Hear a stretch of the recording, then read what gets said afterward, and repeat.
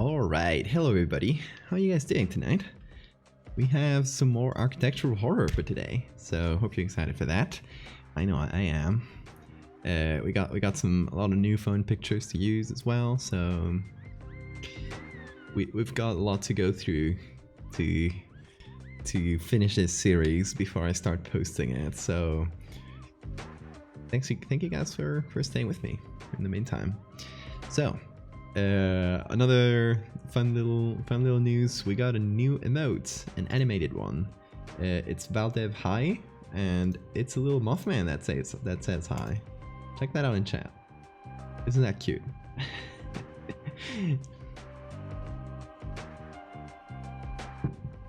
Made by the fantastic Theo Young, Fleiss Church, who I don't know if they might pop in chat because I told them I would be testing it in chat right now. I literally just uploaded it, so I'm glad it works well for the start of the stream. Pebble Ghost and Space Ghost, thank you guys for the follows. So I guess I'll start as usual with my little explainer what this series is gonna be. Sorry if you've heard this 1,000 times. Also, so it's gonna be lurking. Okay, sounds good. So, what I'm working on currently is a series about, I guess, architectural horror, if you could describe it in two quick words. It's gonna be a first-person Twitter thread in which I am exploring this space that just happens to be under my house, under my parents' house. And it starts out as this pretty industrial, like regular space, but slowly you come to realize it's this huge, impossible megastructure that as you keep going deeper and deeper and deeper, it just keeps getting bigger and bigger and more abstract and weird. So it's gonna start kind of industrial, and then as time goes on, it'll just become kind of brutalist, cold concrete, basically. That doesn't really seem to make sense. Like, it doesn't really seem like it's been made for humans, if that makes sense. So we've been doing a lot of that. We got 20 something pictures, I think 25 pictures total so far, which is why you haven't been seeing a lot on Twitter lately, because I've been working on this.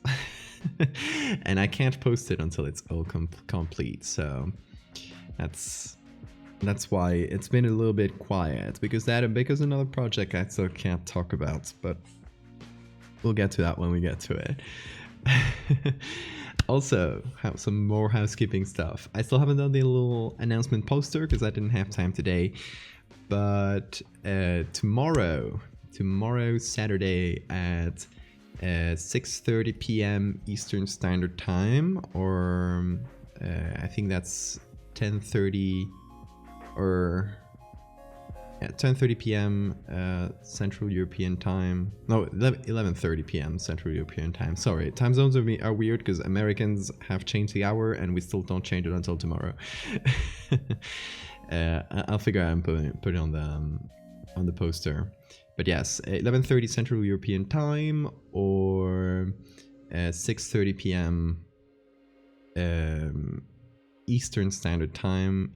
We have a podcast, an episode of House of Horrors with Janice Tieber from Polygon, and we're going to be talking about video games and horror, and it's going to be fun, so don't miss that one. You're granting time-sensitive missions on the game. Hey Mactel, how are you doing? So don't miss that tomorrow. I still have to do a little announcement poster. We might actually do it right now after I finish a picture or two. Why not? We're doing a late stream and a weird stream. So also, I'm late today. I'm sorry about that. If anyone's been waiting, I said so on the Discord. But by the way, if you don't want to miss a stream, like, check out the Discord, because I'll post any like announcements there, or any like last minute stuff. For example, today I was out with my partner and we went to have dinner. So I got home pretty late, which is why I just started the stream at 1 a.m. instead of midnight, which is the time I usually start it. So yeah, sorry about that. JJ, hi, how are you doing? So, after explaining this a little bit, I'll be explaining it a bit more as we go, because I usually explain it like super soon as I start the stream, and then people start coming in and they don't know what the hell is going on. So I'll be explaining it as we go, so everyone has a chance to know what the series is about. By the way, this is my usual disclaimer. I'm gonna post this on Twitter live as it was happening to me. It's gonna go on for a few days. It's a lot of pictures. So, since I'm gonna be posting this live, I'm gonna maintain a certain like suspension of disbelief, make it feel like this story is really happening, especially at first when people are not gonna be sure if this is real or not. I'm even gonna go as far as changing my profile picture and some other stuff so it doesn't like really look like I'm an artist. It just looks like a random person. Obviously, you can see the art on the name, and I'm gonna change that. But I'm gonna do like a little bit of basic obscuring to help the story a bit. So it's gonna be this one first-person story, and I want everyone here in chat, if you've been seeing this, so you've been spoiled that this is a thing that's gonna happen. So I want you guys to be nice and play along when it happens. Okay, just like pretend it's real for a minute. It's gonna be fun.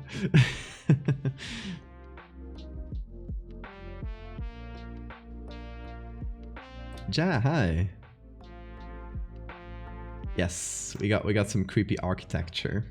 I have hired this guy to stare at you. Well, thank you. That's very kind of the cat.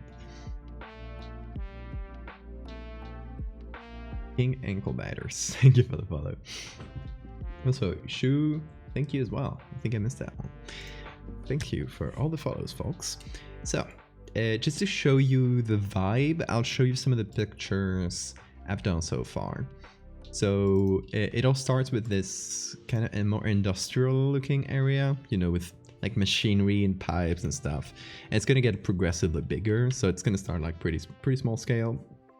I still have to make some from this like initial moments, from when it's still like pretty tame. Then it's just gonna get bigger and eventually like bigger, like huge. Like this. There's initially it was I think a steel mill, and I just put this abyss below it, so it's standing on top of the abyss. And I'm gonna find some stairs. I'm gonna keep it going down and down and down. So I think it's gonna be like several levels that look industrial like this. This is gonna be the climax of that industrial zone.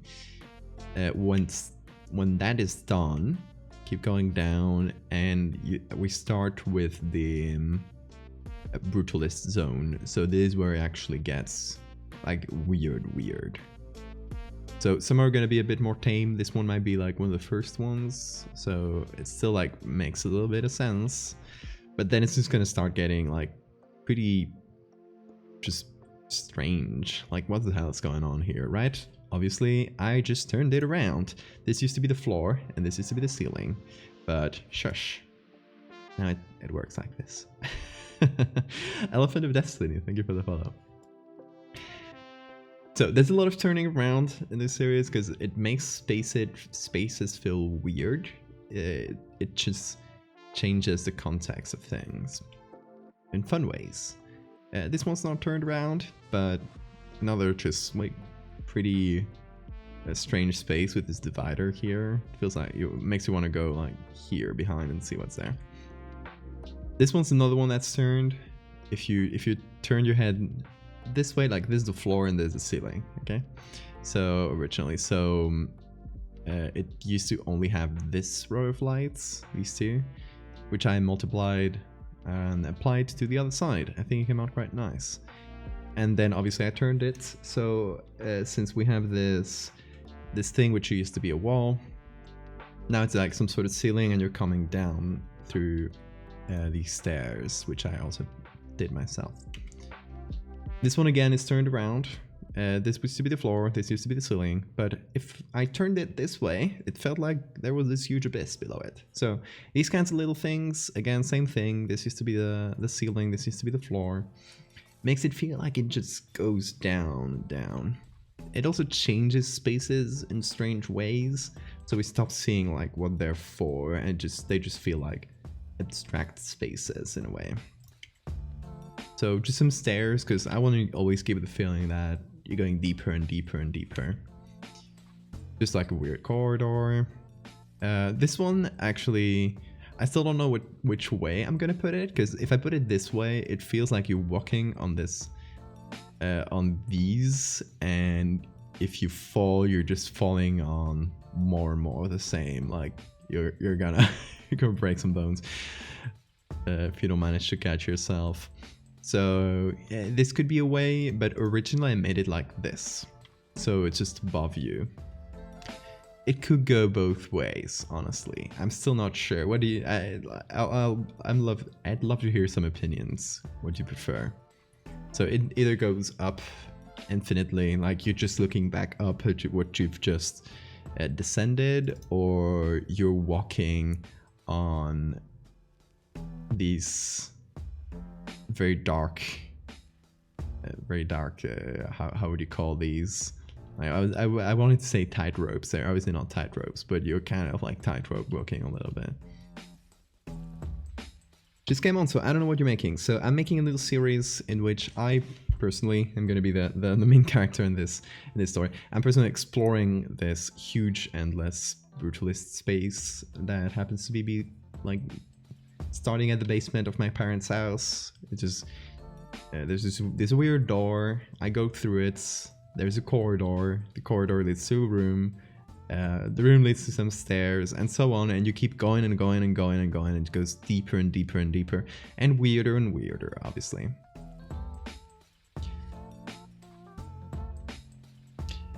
The drippies look more natural when it's above. That's true, but below for creepiness. But maybe you want to go for unnatural, so maybe the drips going the other way could also work, potentially. Thank you, King. This view gives more vertigo. Yeah, true. Yeah, that's the thing. Like, I want to show this,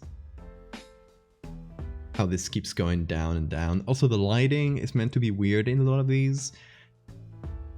Like, whoever put the lighting wasn't doing it for practicality. Like, many areas I walk through feel unnaturally, like, feel too dark, and the light is just coming from the side. Like,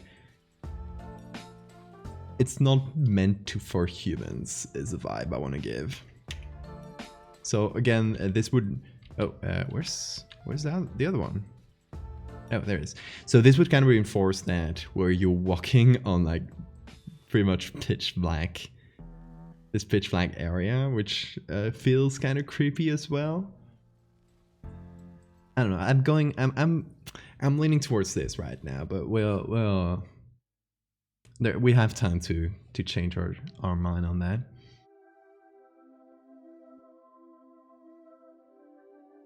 And you reach the end, there's a message saying you need to buy the DLC. That would be anticlimactic. It would be fun.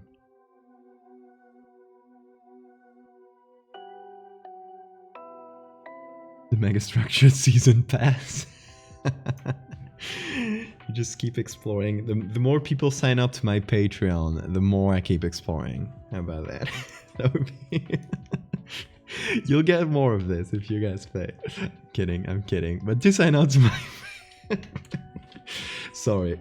It's a silly plug. But do sign up to my Patreon, because you'll get I send postcards to people on Patreon. Every month you'll get a weird postcard from me. And this month and the next one, everyone's gonna get a second postcard. So if you either sign up for the first time this month or the next, you get an extra postcard in either of those. So yeah. And we keep going. We're still in this like weird brutalist zone, and at some point this is gonna be like the only way, right? Maybe I need to make this clearer in this corner here, because it might feel like there's also a way here to the right.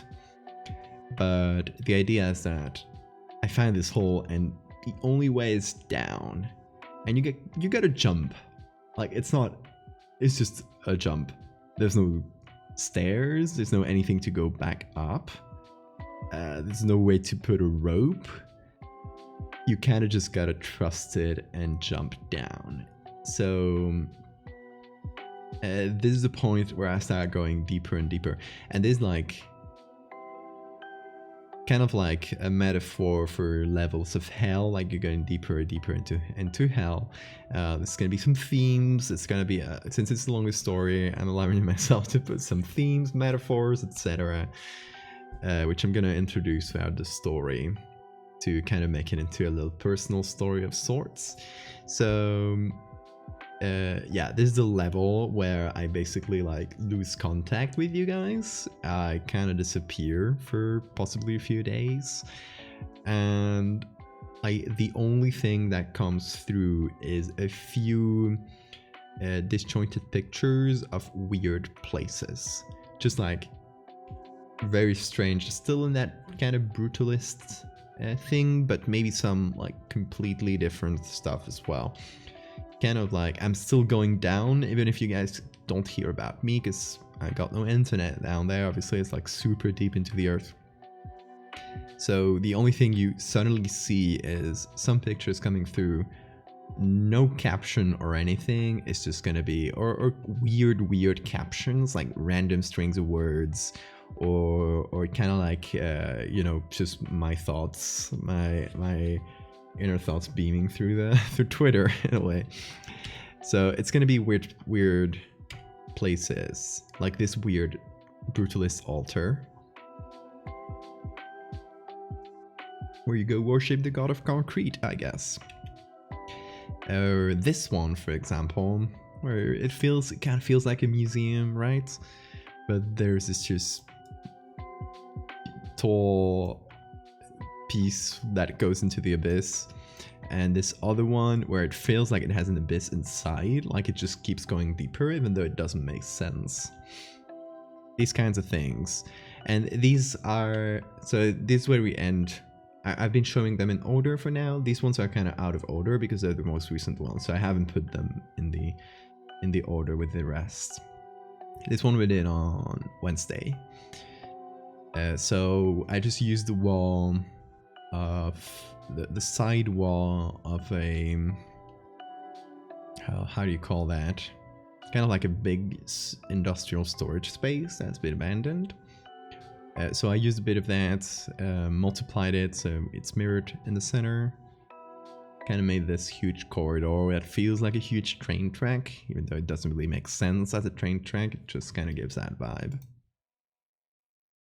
At the bottom there's Wi-Fi boosters, exactly. And I'm hoping that, so at first it's gonna be more believable, but as it gets weirder and weirder, obviously people are gonna realize it's a story, right? So when I'm down there deep into the earth and tweets still come through from time to time, it's gonna be like I lost connection, but suddenly you're gonna get like one weird image with a weird caption. I hope that people already are in the mindset of, oh yeah, this is just a thing that's happening, right? I'm not questioning this at this point. Then I did this one. I think possibly the most vertigo-inducing one. Is my actual foot. I went exploring an abandoned factory the other day. I took a lot of pictures, including this one. It used to have just some grass down there, but I removed it and put an abyss. So again, going deeper into the abyss. This is another 2 pictures from that same place, from that abandoned area. I'm probably gonna put them in the, actually I might turn this one, yeah, I'll probably turn this one this way, because it makes a slightly more sense, right? Like you're zooming into this.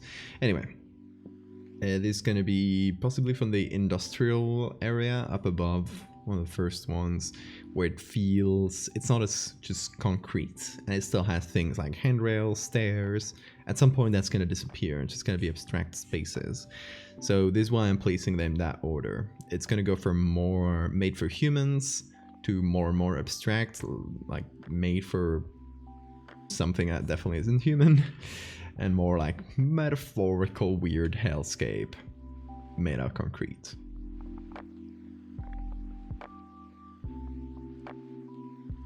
Anyway, oh, did I get no qualities today? Damn it, I usually have them. Also, for those who just got here recently, check out the new emotes. It's very cute. It's Mothman saying hi. Hi, Mothman. So just another one of those connection spaces. I want to have things like, you know, stairs going down, that kind of thing, where it feels like you have a constant sort of progression into the like that only goes down, if that makes sense. So this kind of reinforces that. It was some stairs in that abandoned place. I don't exactly know their initial purpose. This is a great picture. I have it on the announcement tweet, I think, or a cropped version of this.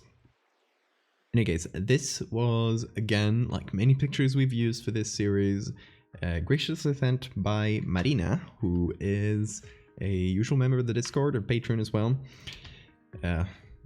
She's great, and she's an architecture student, so she's been sending me a lot of architecture stuff that I've been using.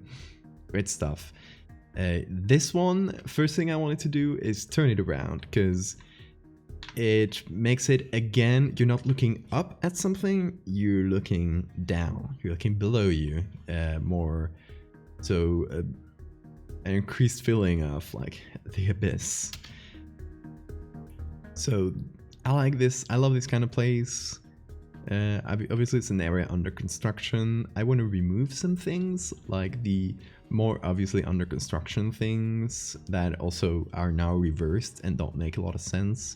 So this, whatever this is, I don't know the name. I'll leave the scaffolding here, that's fine.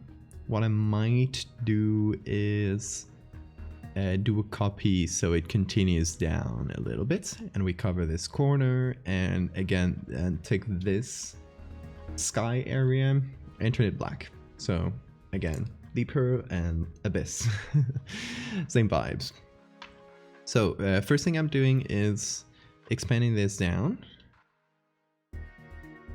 So I'm just like pulling this down one level, so hopefully that makes sense. Let's see.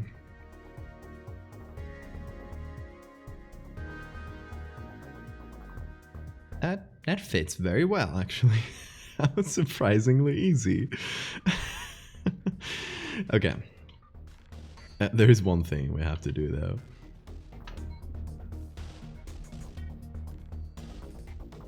At first, I guess we have to match a slightly different curve here.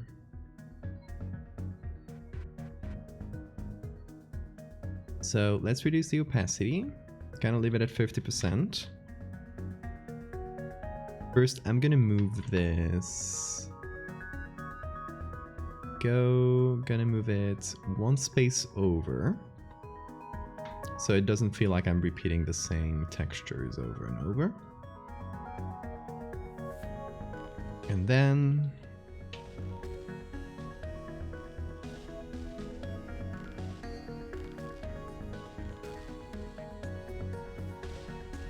let's see if I can make the beams still fit.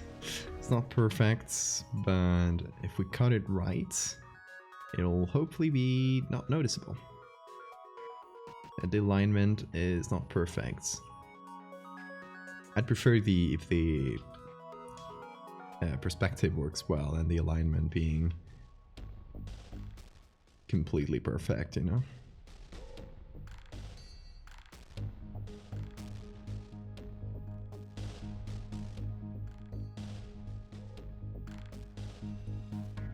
So I might need to talk out some things.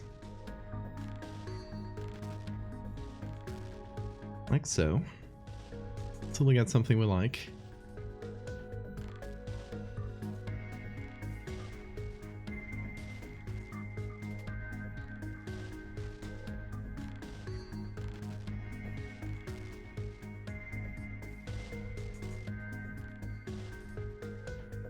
Also, I guess like slight announcement. Oh, there we go. What? Huh. I think my settings got cleared? That's weird. Hold on.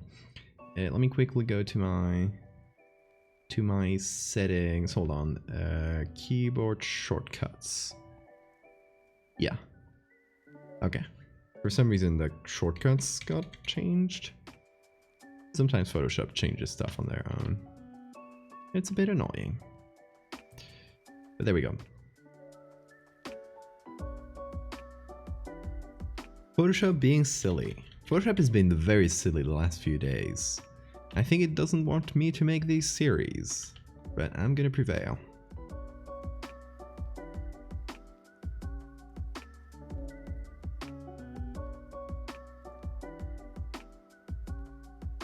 I'm not gonna let myself be intimidated by Adobe. I want to make this architectural horror thing. You're not gonna stop me.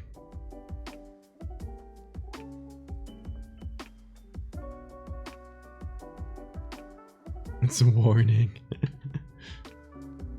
Kazooie, thank you for the follow. Welcome everybody.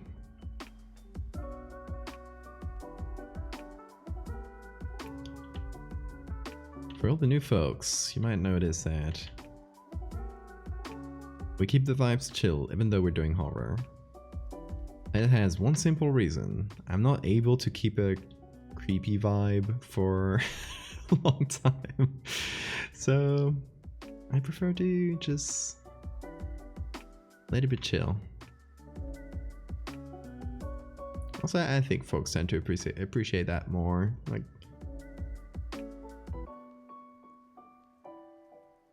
spooky vibes are fun, but not for a super long time. In my opinion. Gets tiring. Unless you're playing a spooky game or something, I should do that more often. It's been a while.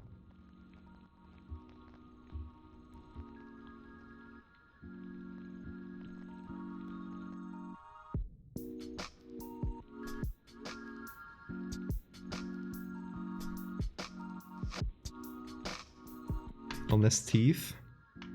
Even if I'm doing creepy teeth horror, the vibes are still chill. Or so I hope, at least. As chill as they can be when I'm editing some horrible picture of teeth. You know, there's obviously a limit. Can't do miracles either.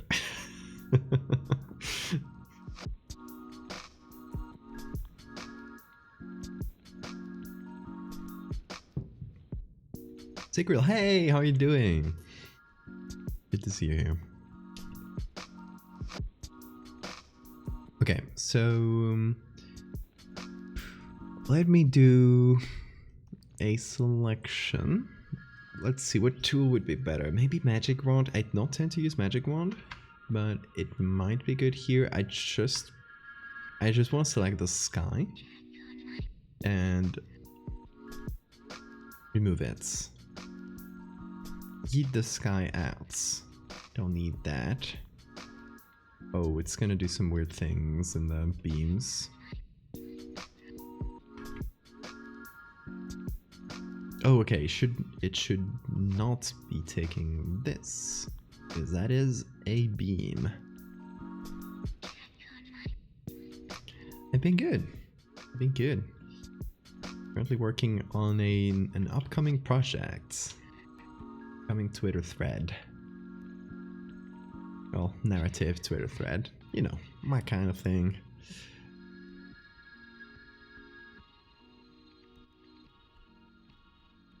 Okay, so I think that's all the bits of sky. Gonna fill them with black. Oh, I should have changed the selection first. Okay, we're gonna do something different instead. I'm gonna put the selection as a layer mask, so we can shift the edge in a little bit and feather it. Hope that's enough.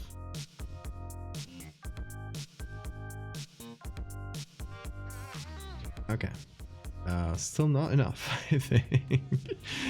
Needs to be more feathered.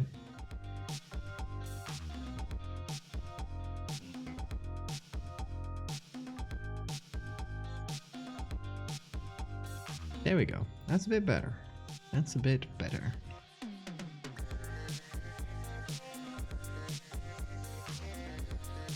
Haji, hey. Photoshop being a dork, as usual. That's like the default state of Photoshop, I would say.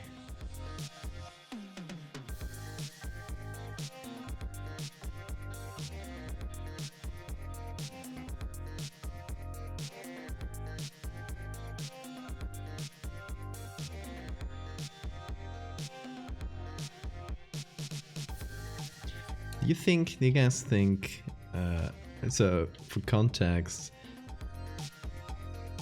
I actually have an article or have participated in an article that's in the Adobe website right now. Do you think they would remove that if they saw how much I complain about Adobe every stream? Adobe, I hope you don't watch these streams. Or I hope if you do, like, give me a sponsorship or something. Like, I'll shut up for money. I'll stop complaining for money. You got enough of that, I think. With those subscriptions.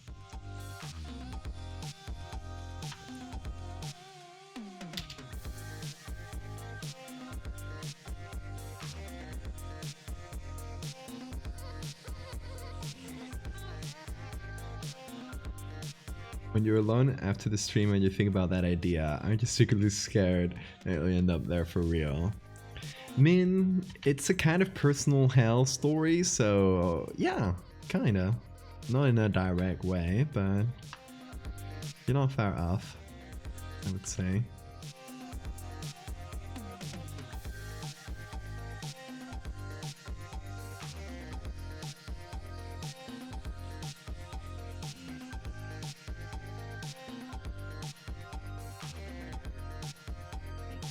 And who doesn't complain about Adobe? Yeah, true.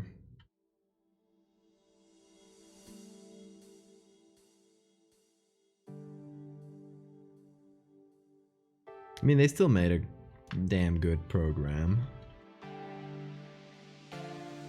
Like overall, before Photoshop existed, things were much wilder.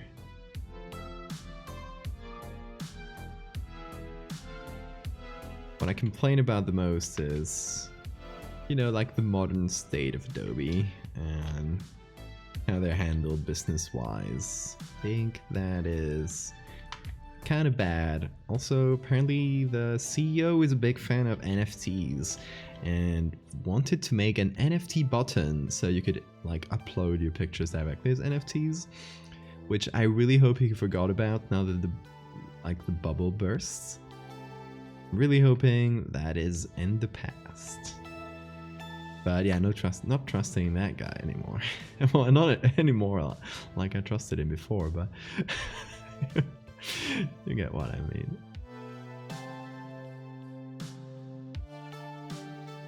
Yes, LimeWire is coming back and doing NFTs. Like, that is the most unexpected betrayal of the year. LimeWire, come on, you were all about piracy. What you doing selling NFTs? Let me pirate all the NFTs. I can forgive you for that.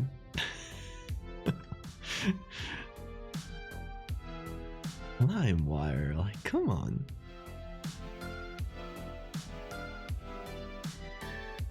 Of all things.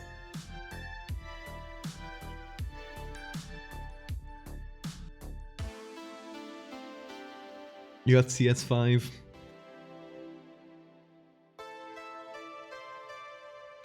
Yeah, I'm unfortunately on the modern version. I try to be very slow updating it, because updates often break more things than they help. Unless the update has like something I need, or or a big update to a tool I use a lot. Like for example, like I think to me, like paying for Photoshop instead of having an old version is justified with the new AI tools because they are super useful. Like, they cut down my workflow so much. You've seen me use them probably like a million times in this stream.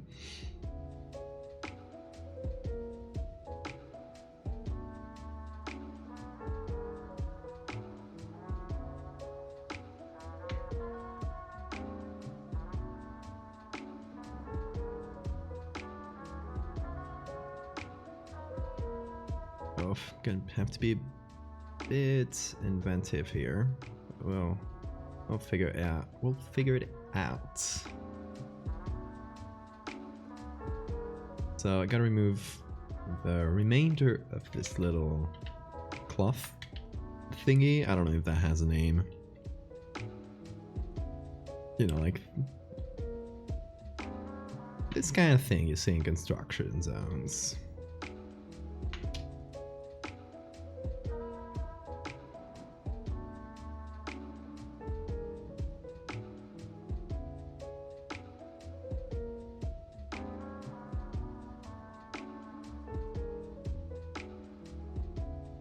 Wasn't there someone that did a whole database of NFTs you could just download? You could just download a huge zip folder with like terabytes worth of ugly monkey pictures. Not that I would do that, but I like that that's a possibility. That you can like mass right click everything.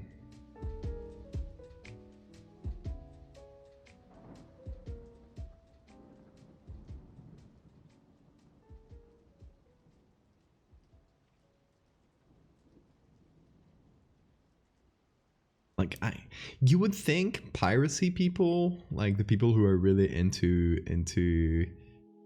piracy as like, you know, more of a philosophical point of view, would be the first people against NFTs, right? Like it makes sense.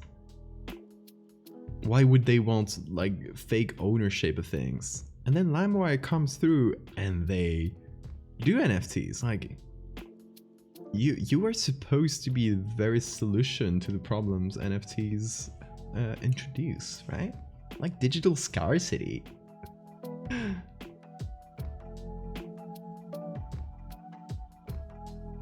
Your Tim Clip Studio Paint. Yeah, I've heard lots of good things about that. If you're drawing, I think it's possibly your best option. I don't think Photoshop is very good for drawing. Or painting, you know, digital art. For photo manipulation is like the gold standard, right? You got Affinity, which is coming in and starting to kind of get there. I think in a few years something like Affinity will probably like be at a point where I can compete with Photoshop for most things, and then I might start using it more. I have it because I want to support them. I want to support competition, but yeah, so for now you're kind of stuck with it, which sucks. You used to edit Pokemon sprites in MS Paint. That's great. Hey Theo! Theo Fleischchurch here did this amazing new emotes. Look at this cute Mothman saying hi. Look at that.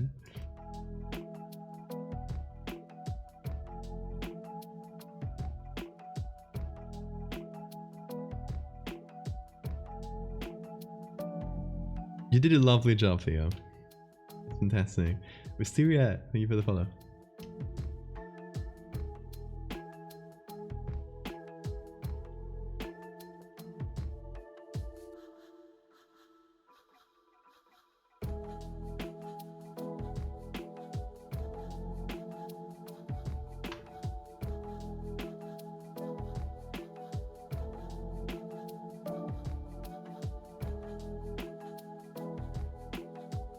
Okay, we've more or less fixed all the problems. It used to be like this. We removed all the sky and this like big construction thingy to hopefully make it look less like a construction zone.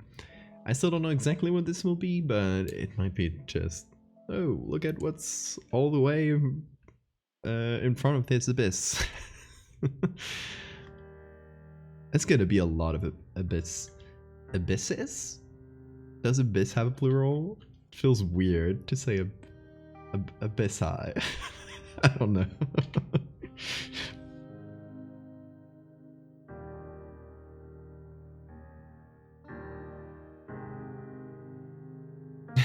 Abyss. I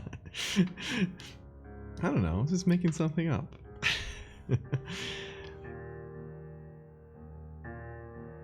Abysses. Yeah, it makes sense, right? It does make sense. It just, for some reason, it felt wrong to me. Okay, so a little bit of a gradient. Still, I don't know how strong to make it, but some kind of gradient to show this kind of gradual descent. There's a problem of this. I don't know what these are. I think they're just windows reflecting. So they are reflecting the opposite. So we're seeing this corner here, this corner here. This is this, etc. I feel like it would probably all make more sense if it was like this, right? Where you could see what's behind. So maybe we can find a way to take all these reflections, select them, and do something like that with them, where we just hold on, this image. So we take every reflection. Ooh, that's not very good. Reduce the tolerance a bit. I think we might have to select them manually, which is a bit annoying. Or maybe we just choose contiguous here. Yeah, we'll just do that for now. Just select all the big reflections, and we'll change the colors, make them dark or something like that.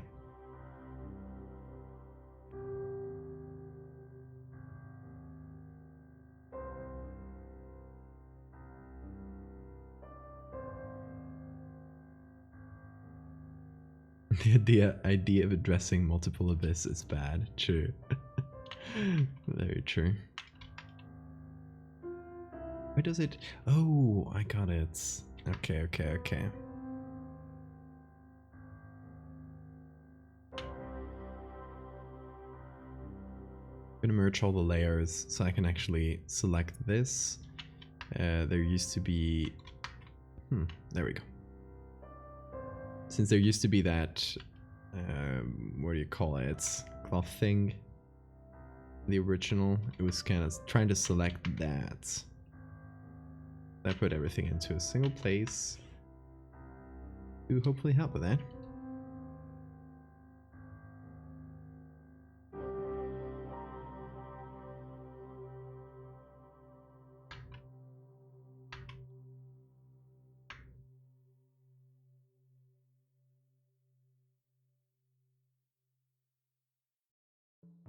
Okay, that's all of these. I will make a new layer.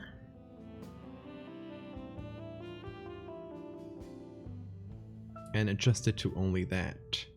And what I could do is... Okay, hold on. I'll actually make a group. A copy of this. Or a copy of everything with all the edits I did. There we go.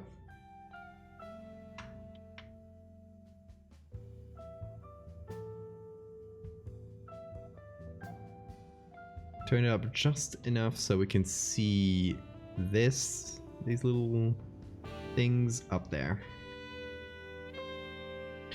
Oh yeah, I had a big list of medical facts that I thought were funny. I eventually ran out of them. So now I'm too lazy to come up with funny medical facts. I've been meaning to update it, but never found the time. A lot of medical facts are unfortunately not too funny. Or just kind of boring mostly. No, not only like tragic, but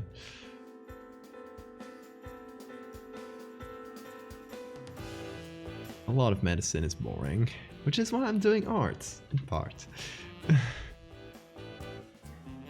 art is more fun than medicine.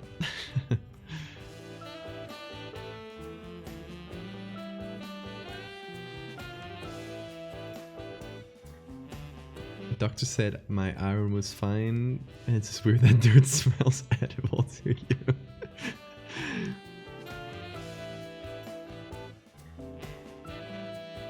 No, that you can't. You don't only get pica. Pica is, for those that don't know, the compulsion to eat inedible things, usually things like dirt.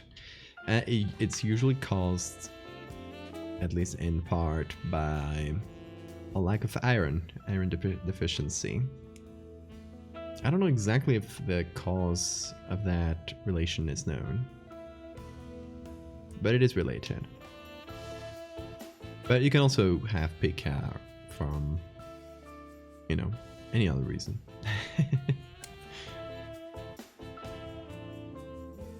Same with computer science. I feel like that's probably true for most things, right? Like,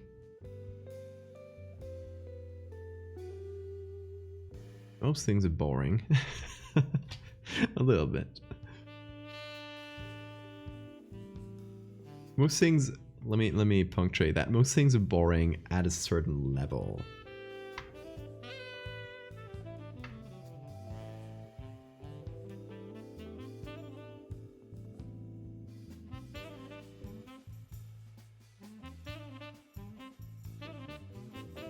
Like at a certain level of expertise, lots of things will just be not interesting to think about.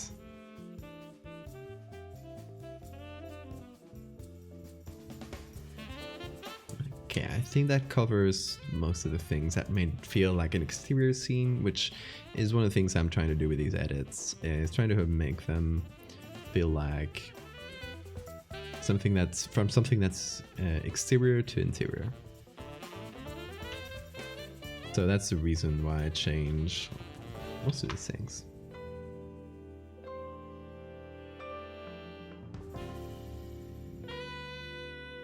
Your liver works very well. One part of this machine is doing its damn job. I love that. Also, we're going for vibe here. Which might make the pictures look a bit more edited. They might not feel super straight out of camera. So if you see a lot of these, some of them will be slightly more naturalistic, but some of them will have like a definite like color scheme and a vibe, which I might still change, but in general, I'm going with a bit of blues in the lights to make them feel artificial. This kind of cyan blues, and a lot of contrast, because I think it helps the vibe in general. So like it's very different, this and this. Just had a really quick edit there. So I tend to decrease the exposure and bring back the highlights.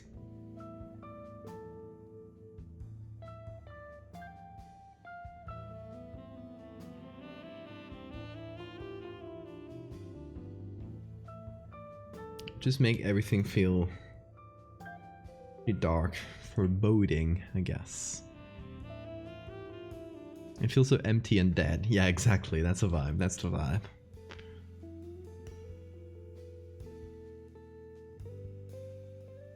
So I tend to reduce saturation a bit and then add a touch of my own colors.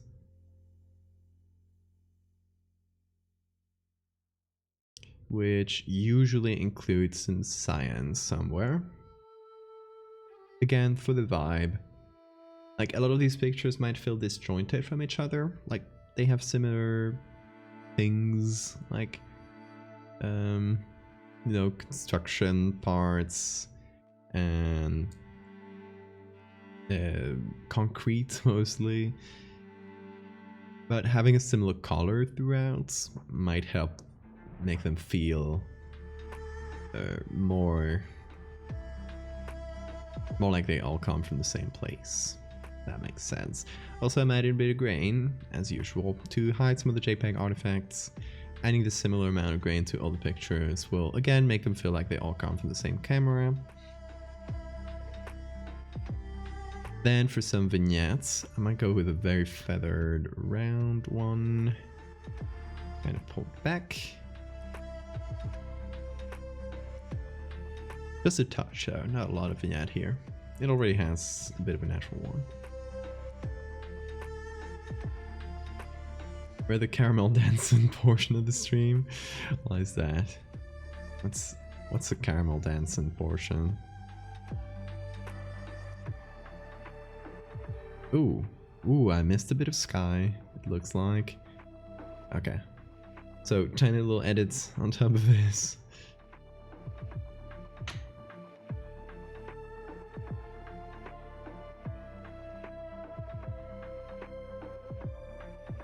There we go. That's there. This still feels weird. I might add a color layer. Reduce some color, even add some blues.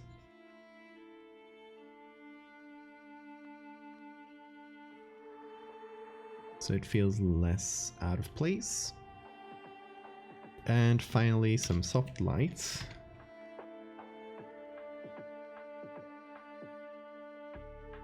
Oh, the rainbow sliders.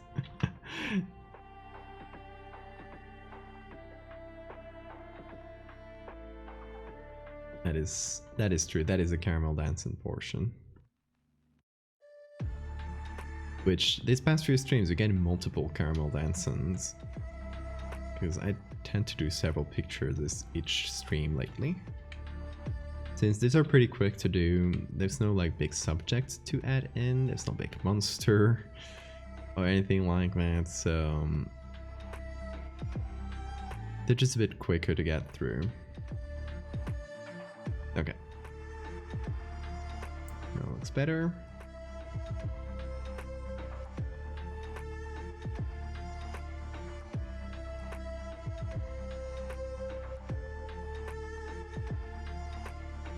You going to Spain?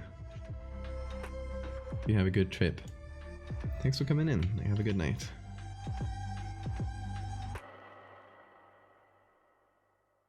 Oh, or the train goes to Spain. Okay, I gotcha.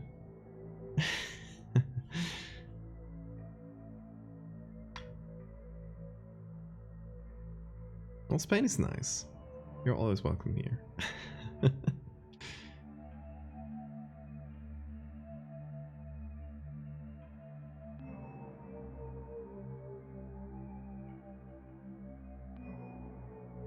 But yeah, you have a good night.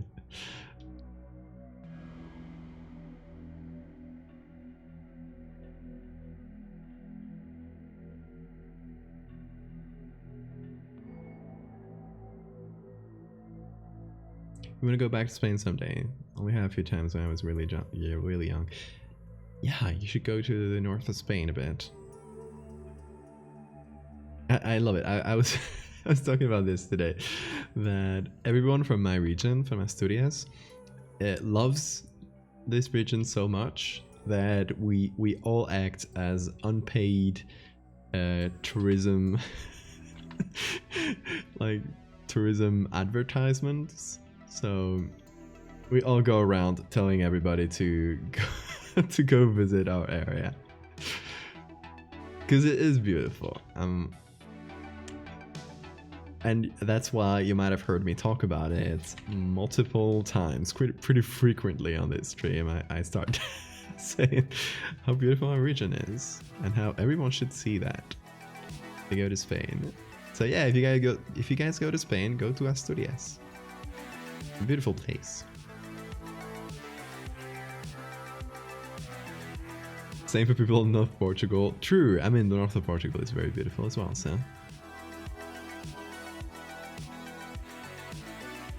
Do you have any eerie Christian things to recommend? Graveyards, chapels, and so on. Over in this region, you mean? Or in general?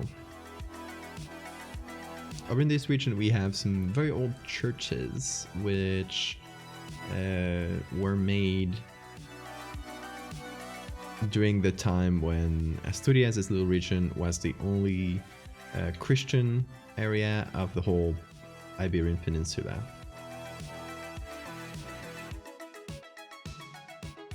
That's fun.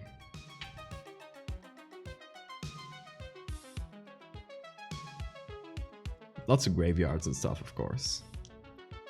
Lots of abandoned things. It used to be a very industrial area, and it used to have a lot of mining, but that's all gone, mostly. There's still a little bit of mining, but they mine for coal here.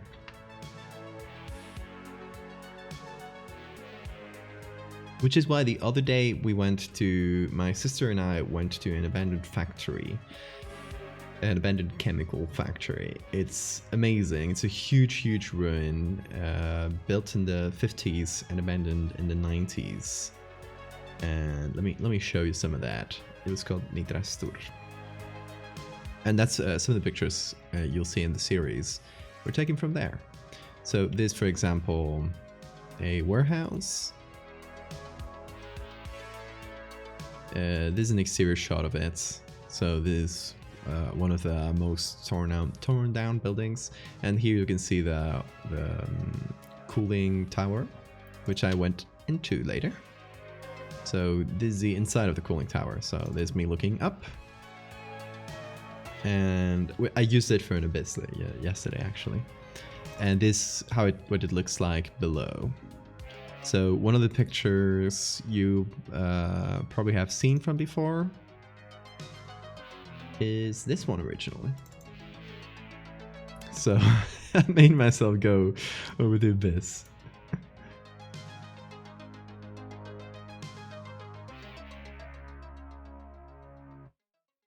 Oh yes, that chapel in Portugal covered in bones. It's so eerie. I love it. It's so cool. So yeah, not to bore you with this too much again, because I already talked about it in length the other day, but very lovely / creepy place. I got some nice pictures. I edited like 3 or 4, 1, 2, 3, 4, 5 actually. These are just like some quick edits of a few of them. Just like for the pictures themselves, not directly to use in the series. They're just some like cool abandoned places. I love how the light streamed through the windows. Look at that, that's beautiful.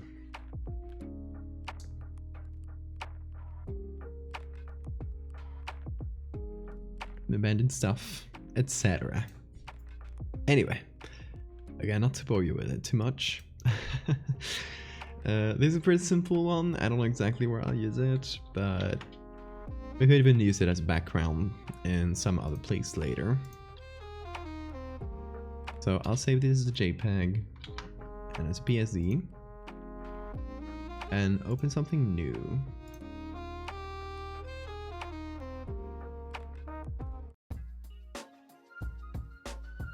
Okay, let's see. What else can we use? There's a close-up of the same area. We could actually use it as well, because it's nice to have 2 pictures of the same area, because it helps you kind of like ground it, make it feel, you know, more like you're exploring this place and taking like several pictures of it. So obviously we would do the same thing. This is a zoomed in version of, I think, this area here, because of this little tarp thingy.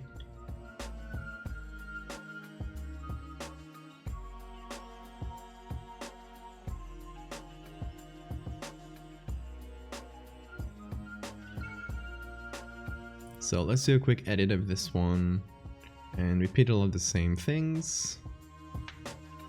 Not anything huge.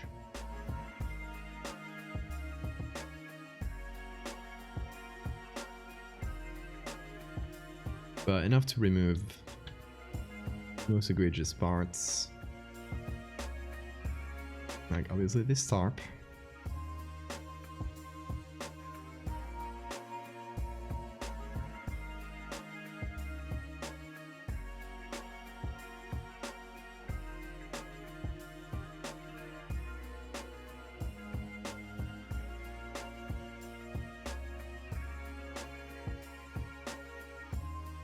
Thankfully, you have a lot of repeated areas that we can take a lot of textures from.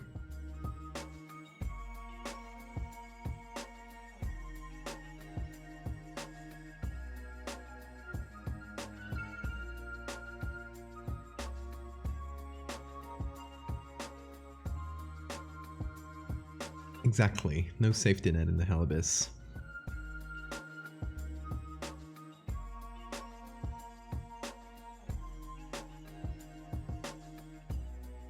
Also, y'all, I've run into a problem. It's a very serious one. So, I'm joking. I started naming these streams in kind of in the same way because they were all from the same series, you know. So I tried to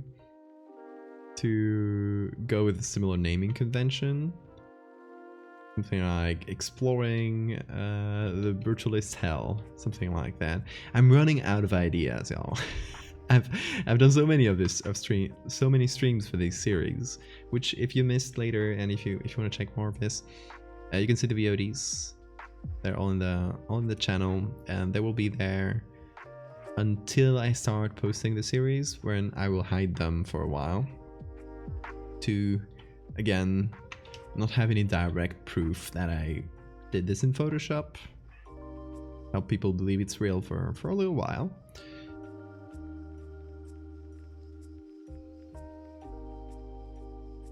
But yeah, you can check them here in the meantime.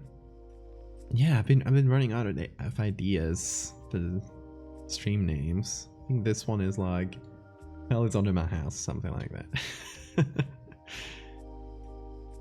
Which is silly, but I thought it was funny. We're going with a lot of hell metaphors, so...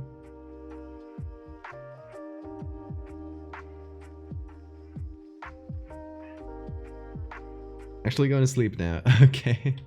Have a good night. Thanks for coming in.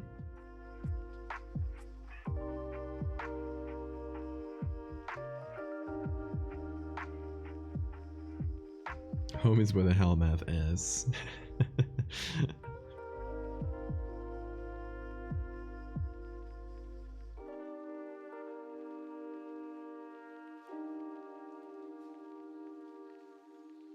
Hell is a state of mind. It involves naming these streams. Love that.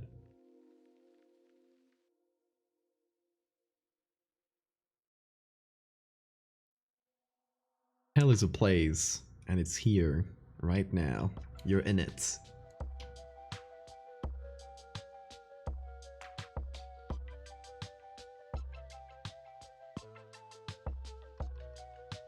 This was all my trap. Now I'm the devil or something.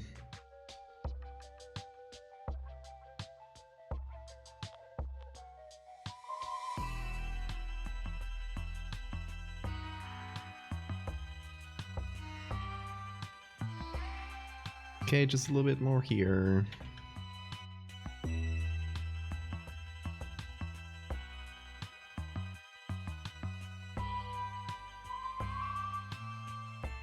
Okay, that covers that.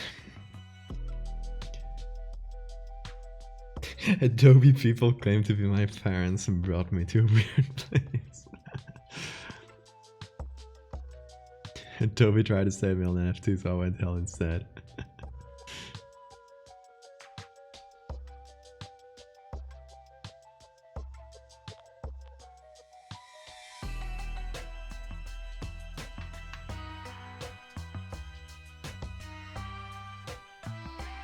Adobe locked me out of Photoshop because I complained about them. Can you imagine? Can you imagine if my Photoshop is actually malfunctioning these days and doing a lot of annoying little things as punishments? It's telling me like, get back in line. Stop complaining about a product you pay for and you have some expectations for.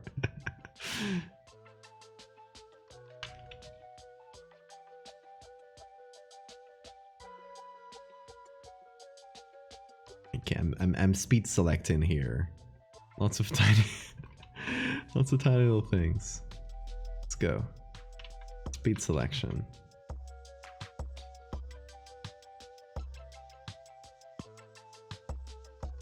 Going so fast.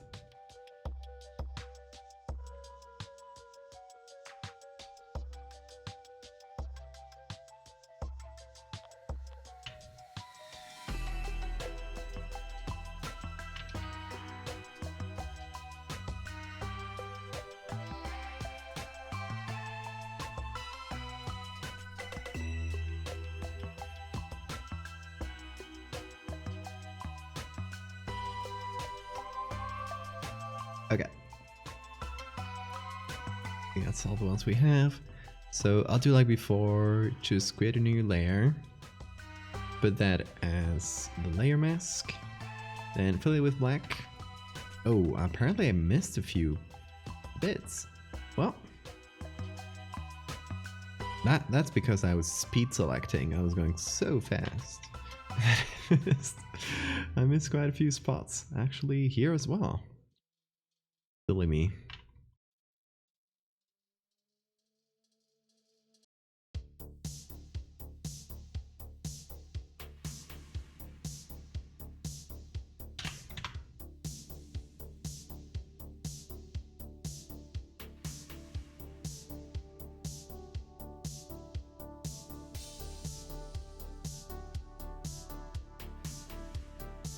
Mandatory purchase of at least one NFT per Photoshop session. That's hell world. I wanna live there. I want off this ride. Okay, that's a bit better. I might do some color messing. Just remove all those blues. Well, that is actually purple. I wanted some kind of yellow. There we go.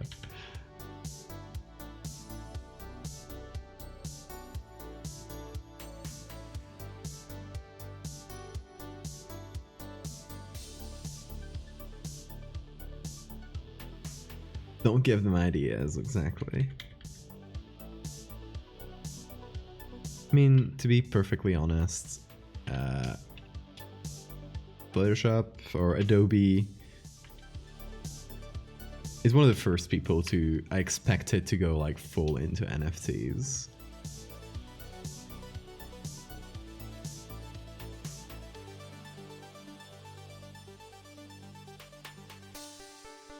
Like I gotta admit that it was unfortunately not surprising at all. Disappointing, but not surprising.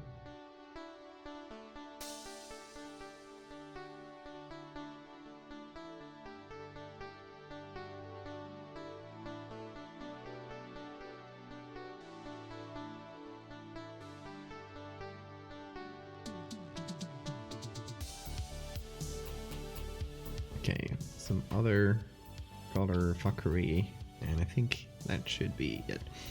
Okay, nice. So again, we are doing a little soft light layer.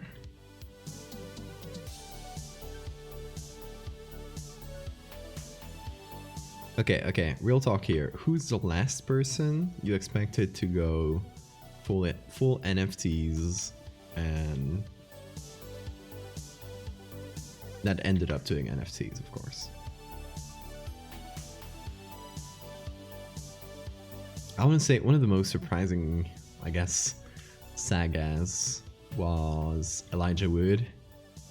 Like, going not only NFTs, but supporting some, like, really, really messed up people. Apparently he realized later, and he dropped them, but still.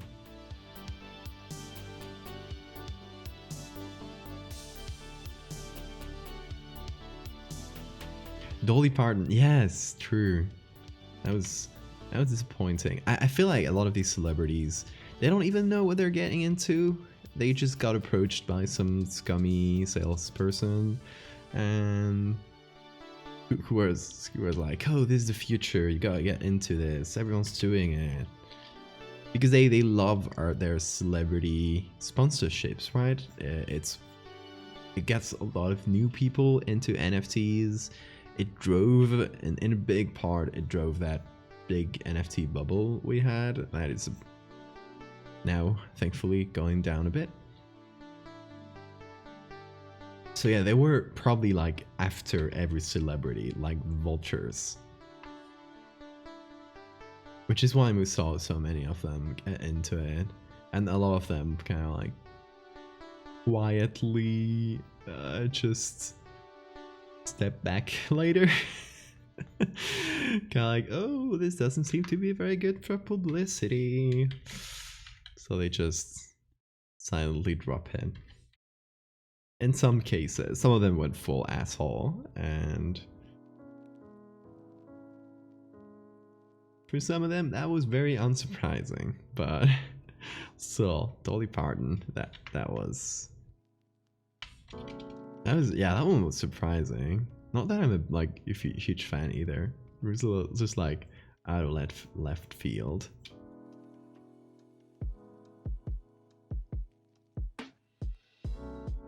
Yeah, I like to think that she has no clue what an NFT is. And she just got like sold on it by some scummy people.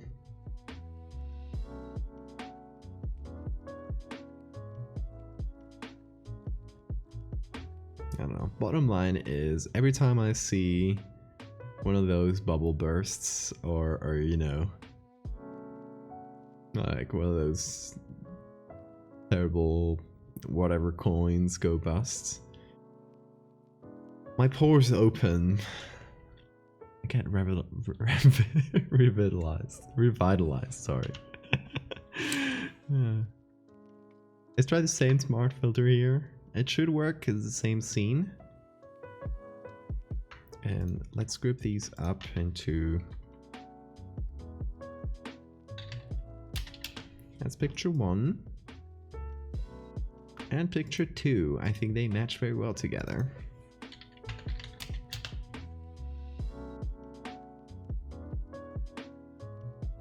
There we go. That's nice, isn't it? So that's gonna be ziggurat 2 or 4 2. Don't listen or don't pay any mind to the numbering system.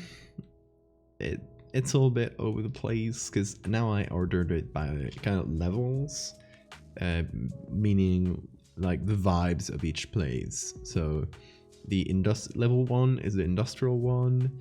Level 2 is the brutalist one, and level 3 is the nonsense one, like the really weird one.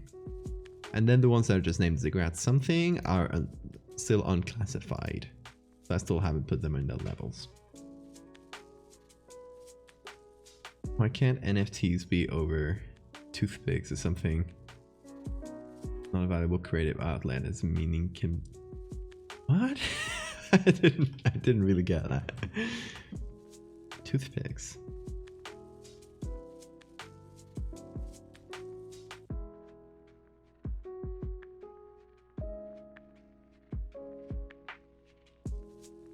Anyway, we've already used these two. I think, yeah, I'll put this in the brutalist section. Let's see, I got so many pictures that we could use. Obviously, I'm not going to use all of these. That's a lot of them. This one's so weird. I don't know exactly what to do with it. It just... Even though it makes sense, like you can see there's some stairs here. Since I would remove things like the rail and the lights and stuff, it would stop making any sense. So maybe we have to turn it in some weird way to find like another angle. This one probably makes more sense. Still, it feels too abstract, so maybe it's not the best one to use. What about this one? This is from a church, actually. As fun as that sounds. This is from a brutalist church in Germany, Switzerland, maybe? I don't recall. It's lovely, actually, and this is from the same place. It has some lovely architecture. Again, like, I like to turn things around, see if they fit in another angle, so it makes even less sense, right? So they're kind of walking on... Hey, what? does in his turn. There we go. So you're kind of walking on like uneven tiling. What's supposed to be the ground, and the doors are actually like up there. So a lot of things kind of break when you do this. Obviously, I would have to remove all nature from here. Also, since you have a floor and sometimes the outdoors, instead of having a ceiling, it just goes down. So it would give that feeling of the abyss below you, which is great, I think. Which is one of the things I love about this, because you can see you can see a bit of the sky. So, but sky or not, even if I remove this little chunk of sky, you could still see that it just goes down. So it's just a deep thing going down. We got so many pictures to use, y'all. It's great. It's great. So much base material. We need a lot of pictures for these series, so that's all good with me. Okay, so let's give this one a try, since I like it.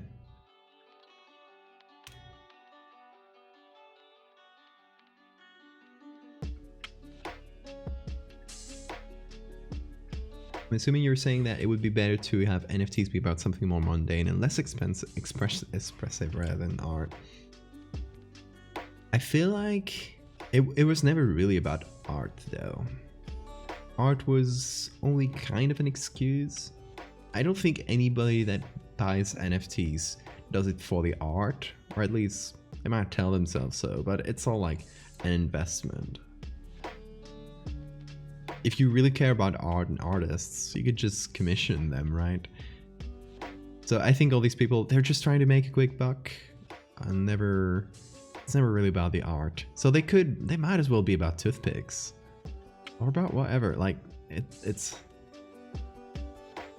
just a get rich quick scheme.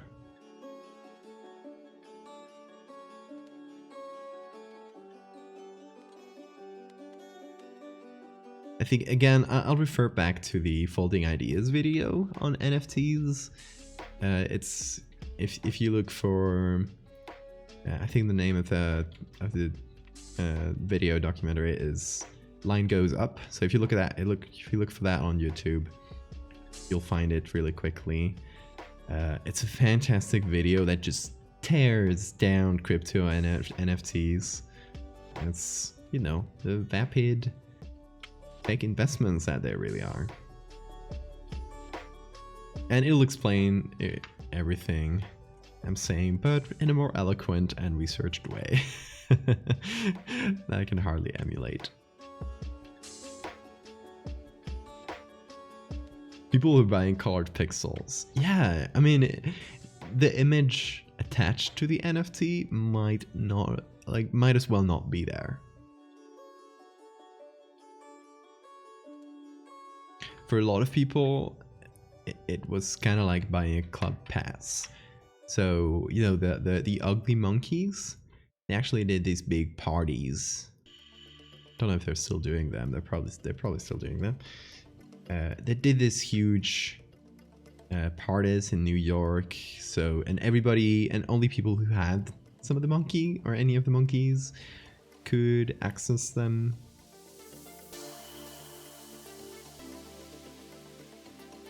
So the monkeys were kind of secondary. Okay, they were the brand and stuff, but there's also, I read something like, I guess unconfirmed, but still kind of sus, that there's a lot of references in the whole monkeys project, the Bored Apes, I think it's called. There's a lot of reference to far-right 4chan memes. Pointing towards the fact that the people who made them might be like weird 4chan alt-right people. Still, again, unconfirmed, but they had a lot of suspicious things. Like the logo of the Bored Apes is literally like incredibly obviously a reference to a Nazi SS symbol with the skull. I think Totenkampf. I don't know that how to pronounce that, but like there's a lot of little things like this that just make alarms go off, right?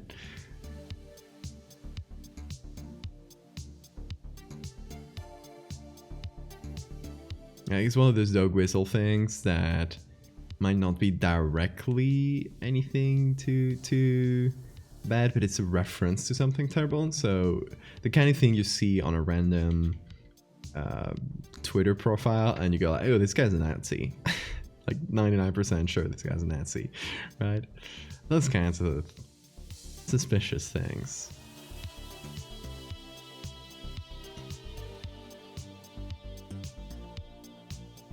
Did the original creator of those monkeys not like them being used for NFTs? I don't think so. That might be another project. I think the artist was actually like quite happy with the thing, but people found out that she or they, I think she, they were paid very, very little for the whole thing. And basically not given any credits, which it sucks. I mean, not that I would want credit for making those sincerely ugly monkeys. No shade on the artists, but they're ugly. Been able to avoid most stuff about NFTs.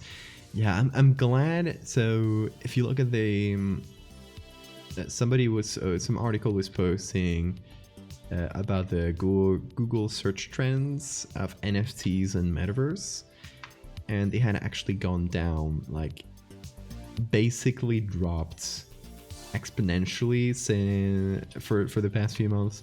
So they've been basically dying in the public consciousness, which is hard to see. It's apparently very hard to see how the whole like NFT market is doing, because there's a lot of private behind closed door things, but that doesn't bode very well for things for you know, people investing in this stuff. The kind of people that were saying like, yeah, you need to hold on to this because in 5 years it'll be worth so much. Yeah, it has been a few months and most NFTs are worth nothing. Whoa. How surprising. I'll shade that artist. Fair enough.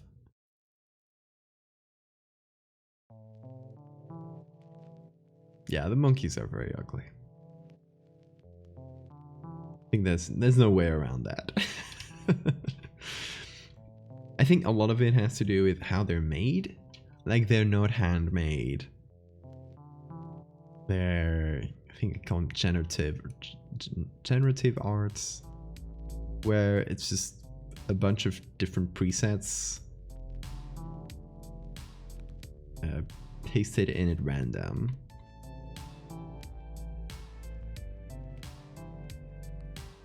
Interesting footnote in history. Yeah, I think people will talk about it like, you know, the Tulip Mania, YouTubers or whatever, so the equivalent of the future. Whenever the next stupid craze comes through, they'll all have a ball talking about, did you guys know about the NFT craze of the 2020s?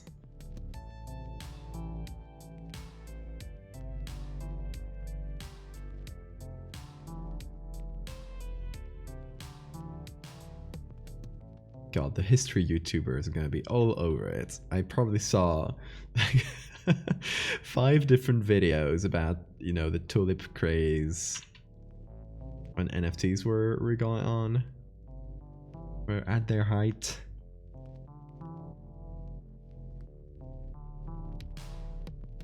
And about 10 times as many videos about NFTs, of course. But specifically history YouTubers were all doing the Tulip Mania thing.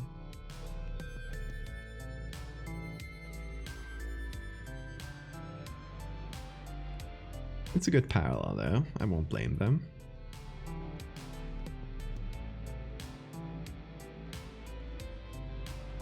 But hey, I at least, like, seeing the positives, we did have a lot of funny stories come, like, thanks to this.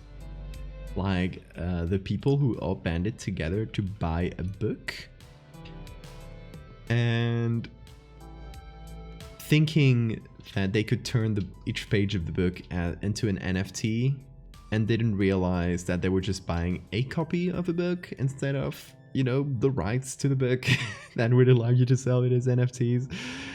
So they were left with a very expensive book. And the funniest thing is that it was already available as a PDF on the internet. So they did exactly nothing. They achieved nothing. Extremely funny.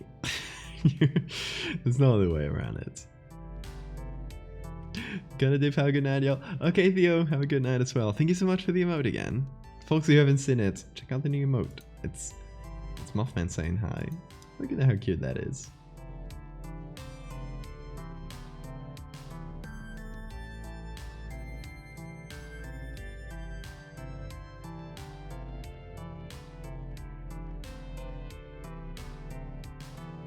They thought they could make a movie from it. Oh, that's so good.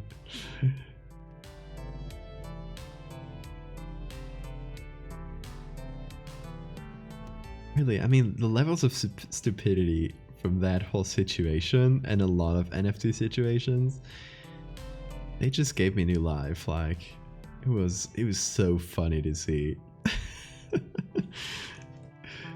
Oh, teach me a word in Spanish.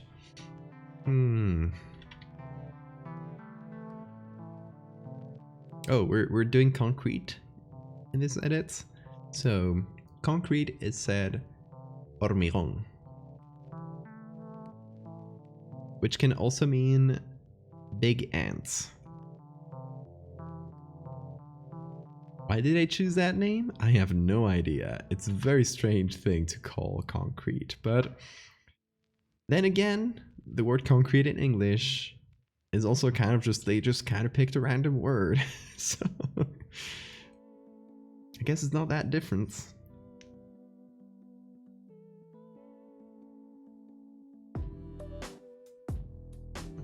Like, concrete outside of the material, it doesn't mean anything that would make sense, right? There's like a concrete thing, like a specific thing, right? That would be the best way of translating it.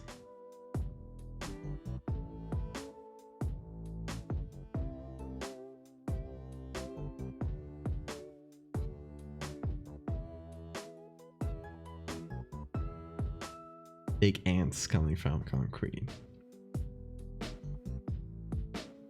The new horror movie.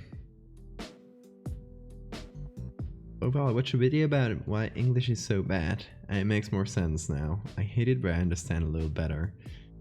Oh, how it was made from, like, pasting a few languages together over a long time.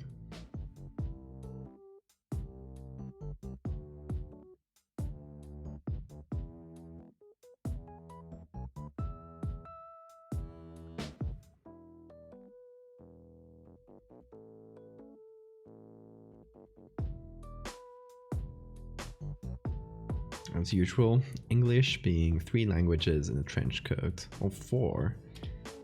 Right, there's Anglo-Saxon languages, there's French, obviously,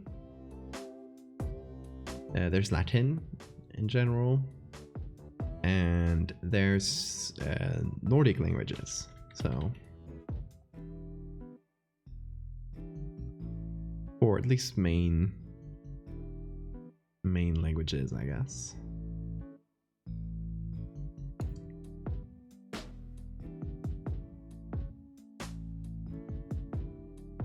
Over there is concreto? Really? I never heard that in Spanish.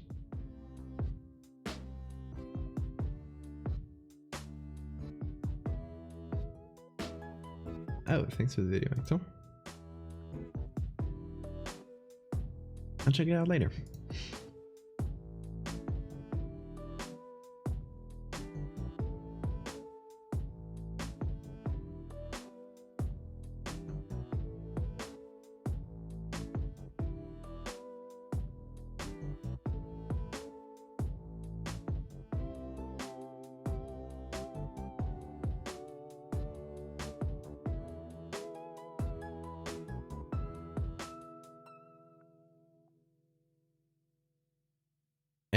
English being the only language where we compete to see who can actually spell words. Yeah, I always found that so funny.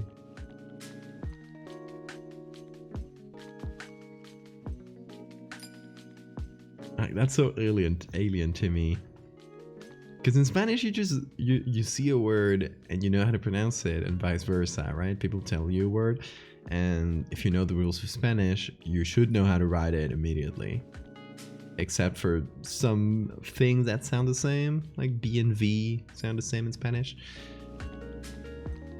But in general, it works very well in both directions.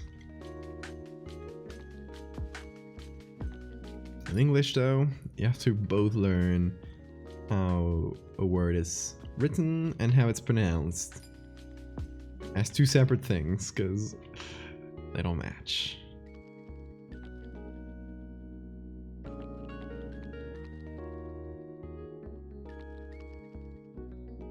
Can change very fast, relatively fast, without operating the whole language. Yeah, that's true.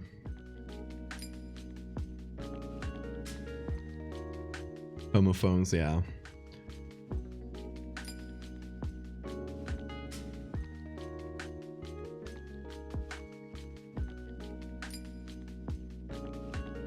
Especially if like English is not your first language and you have trouble like pronouncing or distinguishing things like, you know, the short and long I's or vowels in general. Which I just do them however, so I get them wrong all the time. And you just have to deal with it.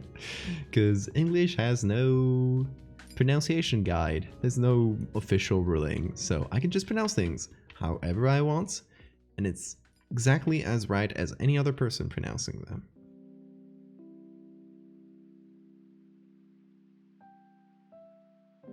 So yeah, my way of pronouncing English is the correct one, because I say so. I'm just declaring it right now.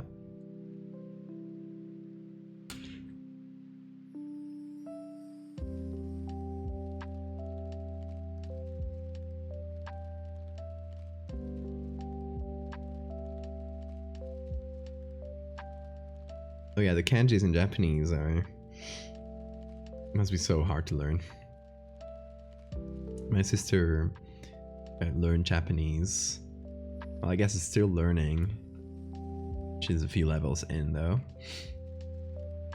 But yeah, it must be very, very hard. Okay, so a few things here I wanted to select this. And obviously remove any wood. That's not in the spirit of the series. We don't want wood here. So what I'll do is just fill it with black for now, and then select a wall.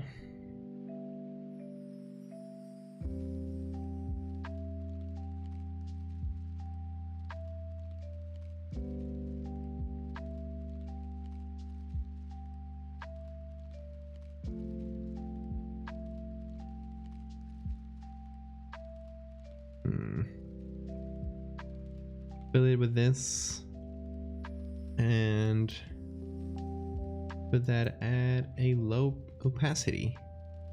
It feels like it's back there in the shadow. change to some other music. There we go.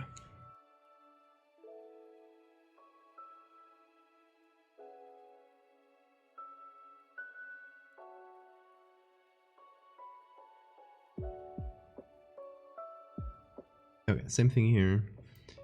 Selecting this window, or the wooden part of it. And filling that with black, and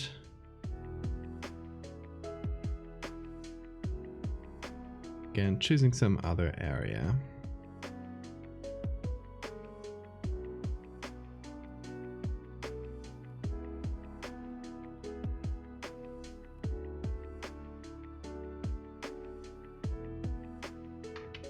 There we go. Oh, another word in Spanish. Oh, by the way, I need to save this. Yeah, ziggurat is the same, so we can't do that one. Let's do... Are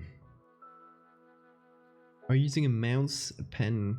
I'm using a tablet, this one here. It's an Intuos, medium size. That's good. I couldn't live without it. Oh, 2 words in Spanish. Okay, let me ask me think.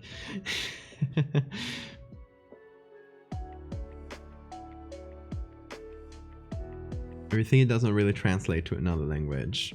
Yeah,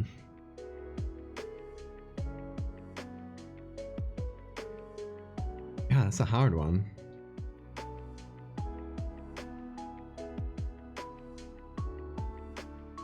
Okay, we have a very specific thing. It's a regional one, so other Spanish-speaking areas will not know this one, but that makes it fun for folks in this stream who know Spanish but don't know my regional dialect.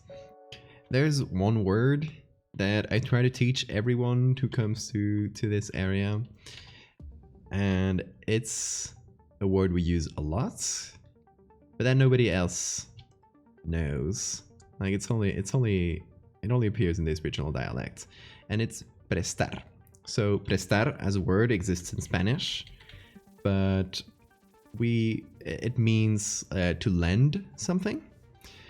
But the way we use it is to say esto me prestó, and it means I enjoyed this, but I enjoyed it in a kind of wholesome way, kind of like you've been visiting a few friends, and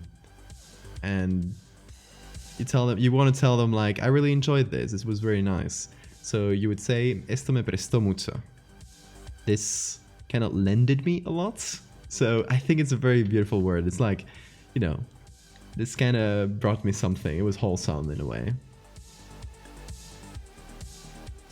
So there we go, even something new for Spanish speakers. And then, we got another one. Okay, another one from regional dialect, since I'm on this one.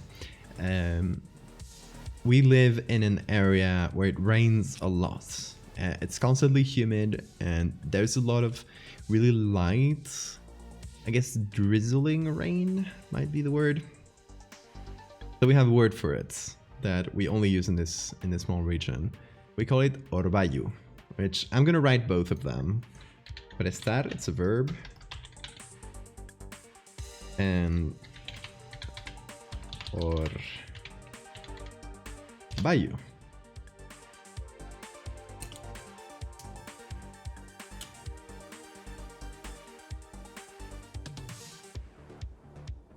And knowable, we don't really have a word for it, I would say.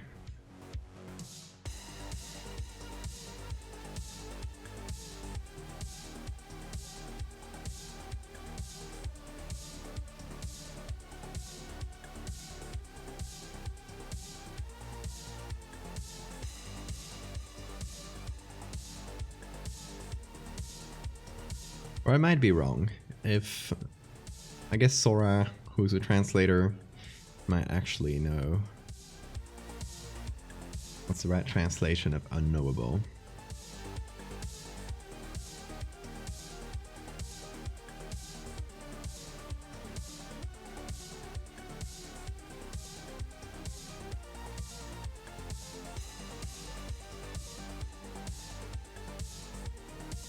Yes, it's a novel. True.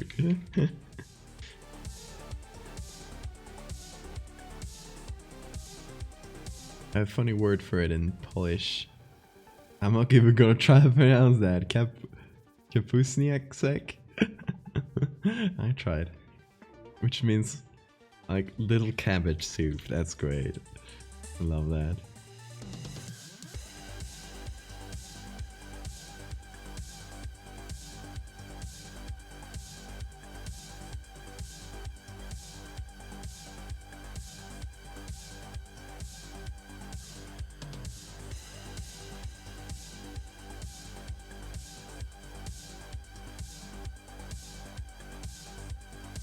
Okay guys, I want some hot takes. I went to see the Batman the other day. New Batman movie. I didn't really love it. I want to see what you guys think, because I think anyone else that didn't really vibe with it, because I feel like I'm the only crazy person that didn't really love it. Everyone's loving it so much.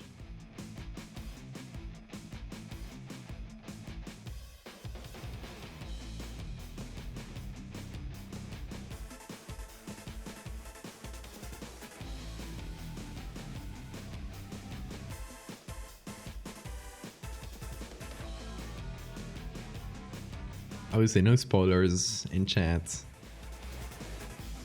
For folks that do want to see it. Bored of superheroes, fair enough. I am as well. Which might be one of the reasons I didn't really enjoy it, because I really haven't enjoyed a superhero movie in, I don't know, since Marvel Cinematic Universe, I think. That's how far back it goes.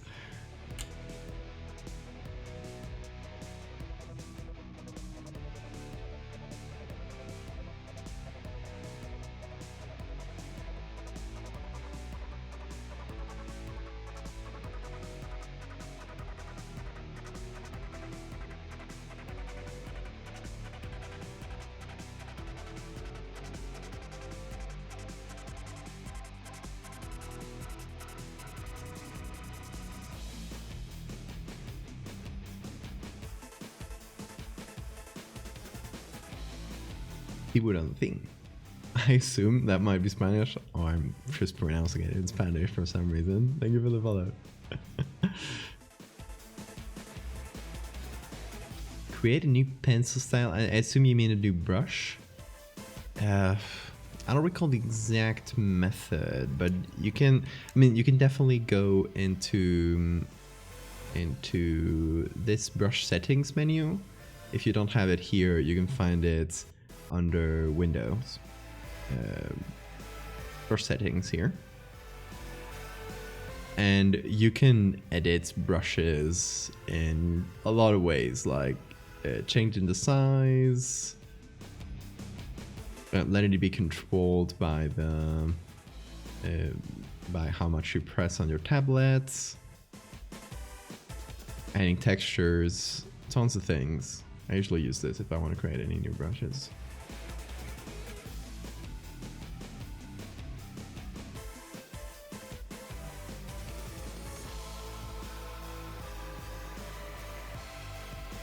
Watched one with pals last night called Tsunamis. Oh my god.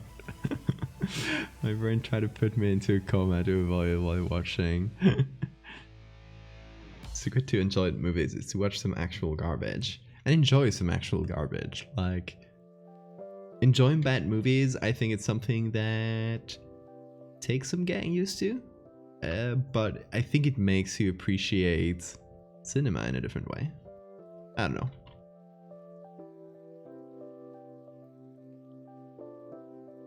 I do enjoy watching some schlock. Like, it's fun. I love bad movies. I love bad movies, certain types of bad movies. I don't like a bad movie, for example, if it's really, really, really trying hard to be bad. Like, you know, your Sharknadoes, that kind of movie. where it's just like they're going for bad, so it doesn't have the sincerity of most bad movies.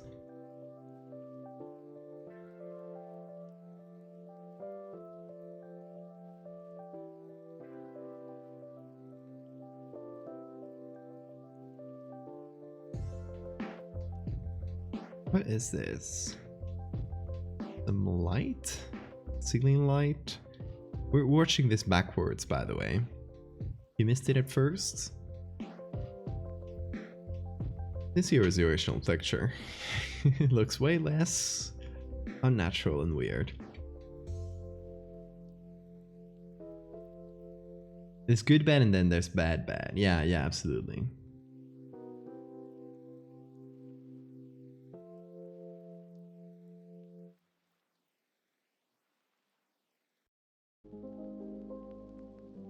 I also watched one called Angel. It was hard one because it had dramatic scene music for about 98% of the movie. Oh no.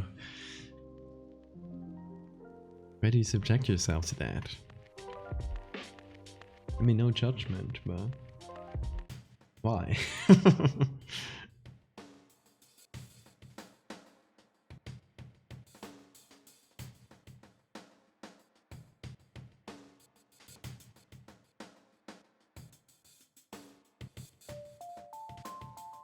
Or, you know, I'll just leave the hole there.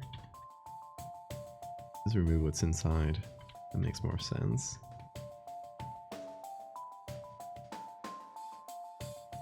Anti-drug Christian hero movie? Oh my god. Of course they would call this superhero Angel. Come on.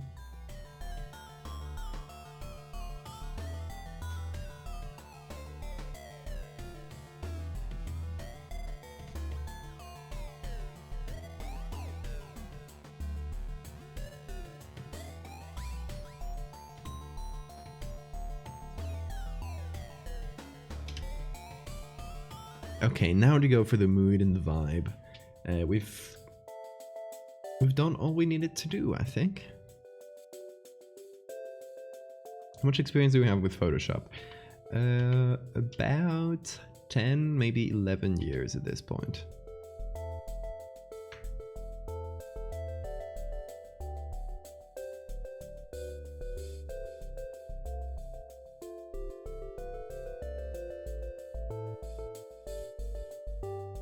Like seriously as an art thing, 2017, so that would be 5 years now.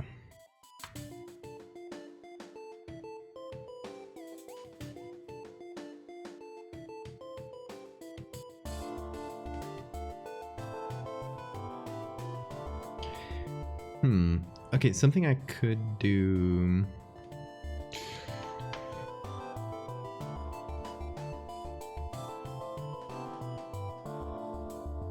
Let me select this.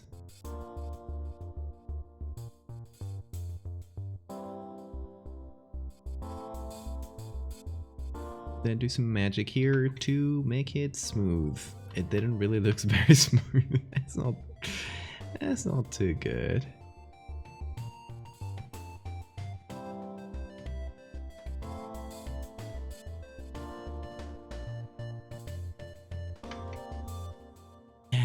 Great. Okay, maybe I'll just do a much smaller sliver. Because then the perspective won't matter as much.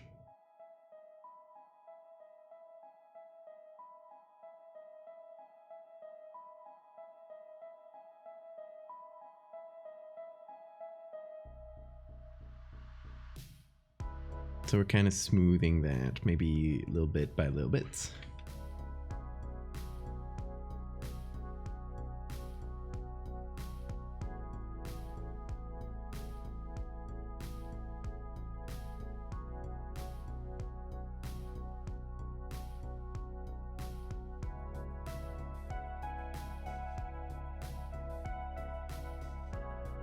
It's hard to do that without breaking all the...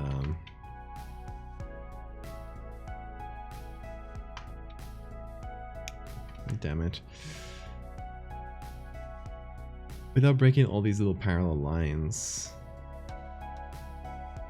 They love to break.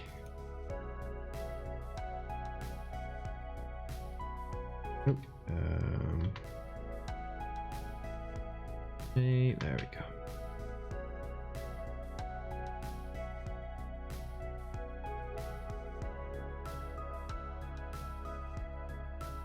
Maybe I can do some manual smoothing as well.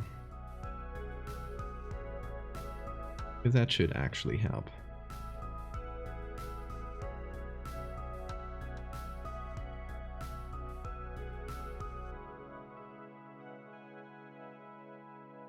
And what I'm doing here is trying to turn this, I guess, strong sunlight into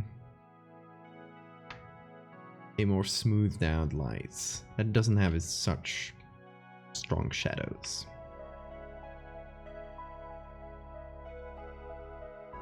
So if it sounds like if it feels like I'm editing silly things, I mean, I am, like, nobody's gonna notice this, but I do notice that the light looks aggressively sunlight-like.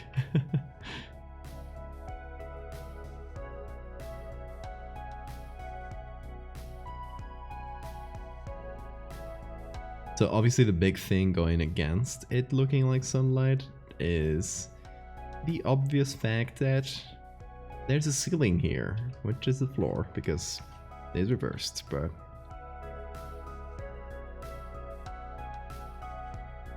that should help a bit.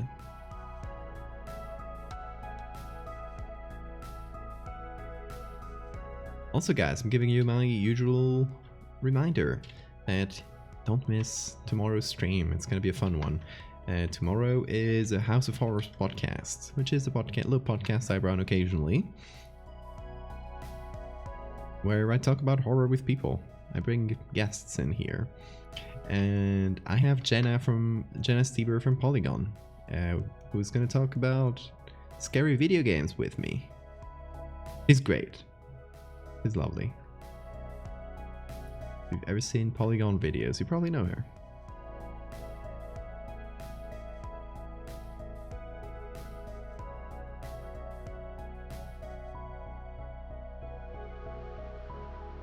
You would like to create NFT art? We're just shitting on NFTs right now. Don't do NFTs. You'll destroy your integrity as an artist, and you won't get any money. You won't get money at all. It's all a scam. Yeah, you'll lose a lot of money to the platforms.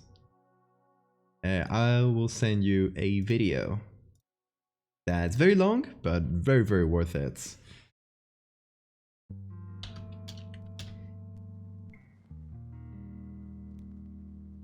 Let me... For online... Whoa, sorry, I played it. I'll get you a link.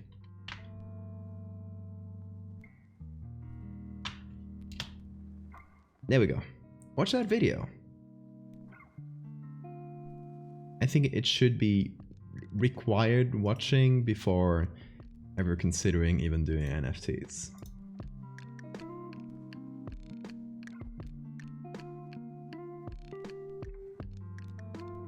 Because a lot of artists have gone into it believing it was a good way of making money, and they were scammed out of a lot of money, unfortunately. Because the people pushing it are basically parasites.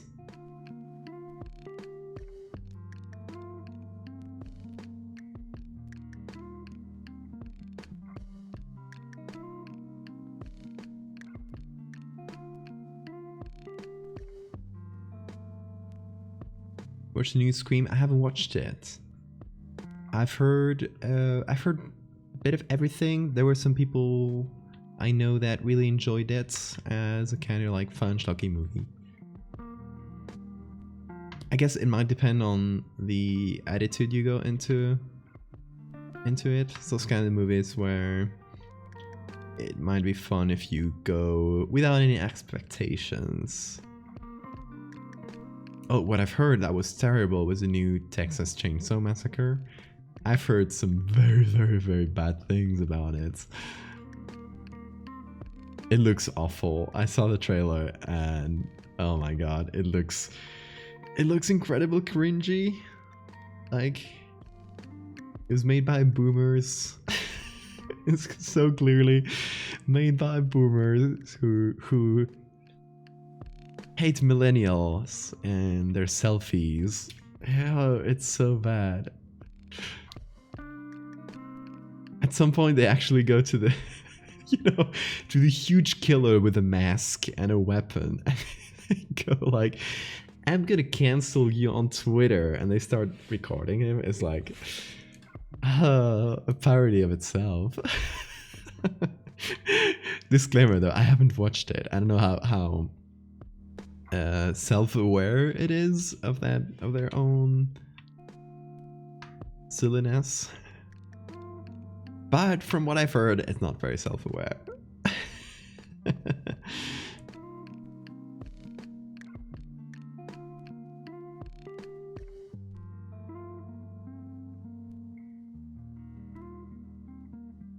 In any case, do go watch the original Texas Chainsaw Massacre. It's a good movie. I mean, it's like movie history, to be honest.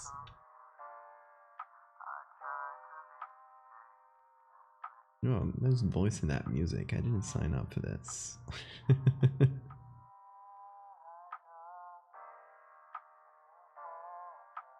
Let's go to this one.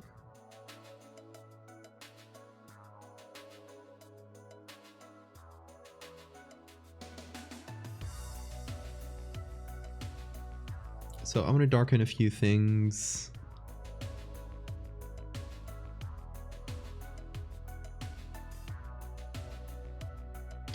And then I guess we'll have that sort of lighting that kind of comes from nowhere. We have that lighting in a lot of pictures anyway, so.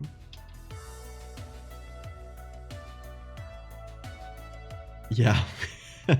We went for some actual themes to very bad millennial criticism, like, boomer humor.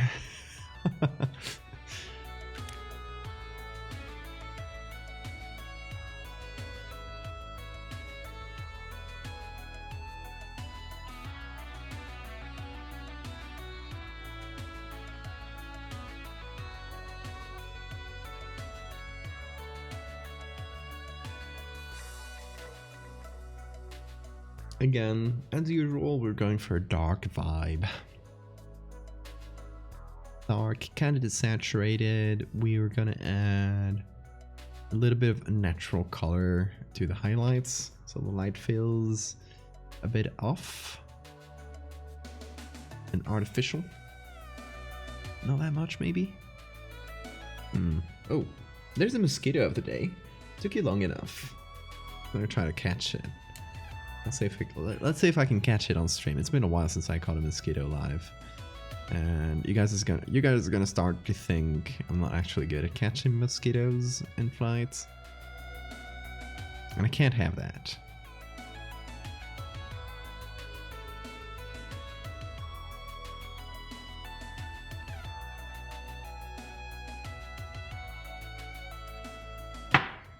Oh, sorry for the noise.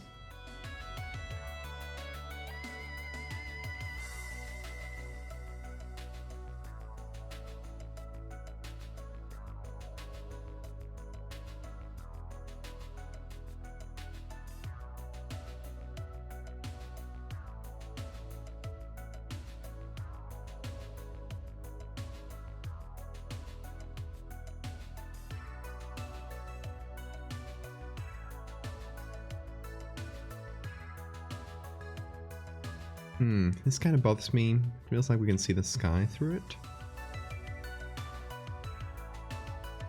I didn't notice it before, but when turning the lighting down, it became way more apparent.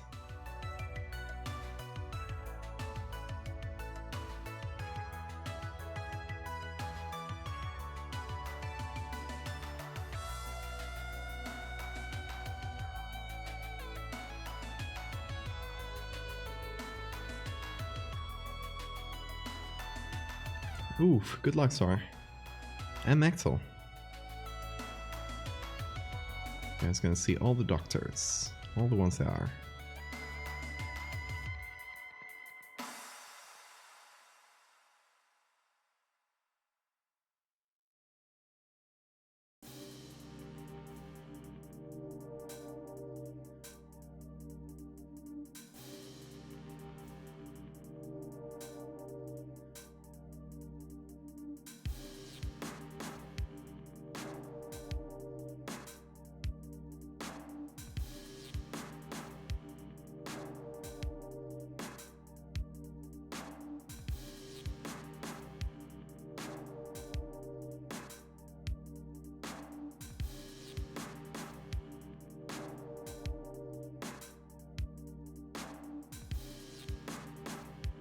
Okay, so we got another one. This one might go very well with, let me find it, this one. They have very similar vibes with, you know, like the invert floor, basically. So similar-ish vibes. So let me give this a save.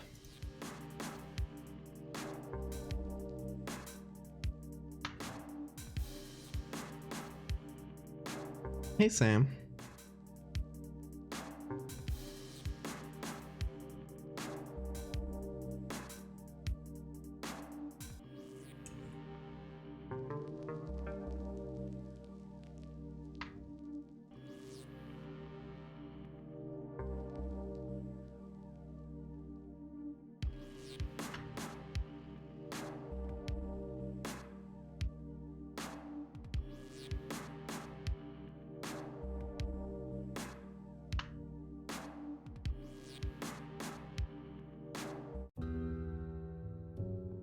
Minecraft music.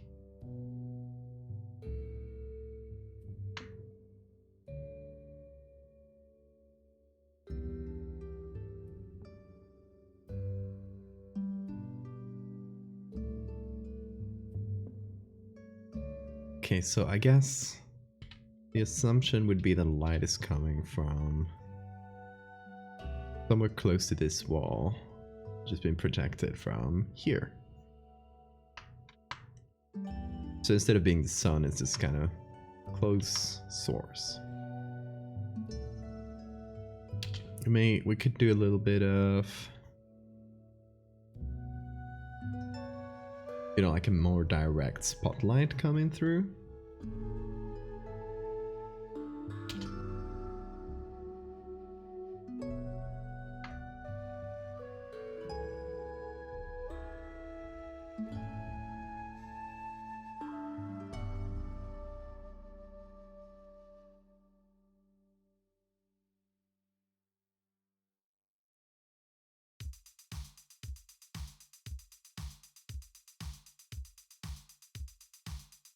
Don't know how strong to make this, but I'll make it very strong and then kind of reduce that. Is often the best way of making this kind of thing. And then do a color layer where I bring down the color in many of these places. So like here and there. Here as well. Now I take this and oh, actually took one too many layers. There we go. That's our spotlights ish thingy.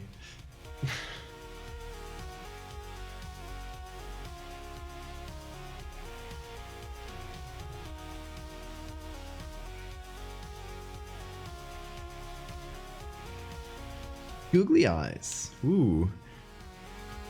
I mean, we're going to see very little of these googly eyes, because I'm moving on to the next picture soon.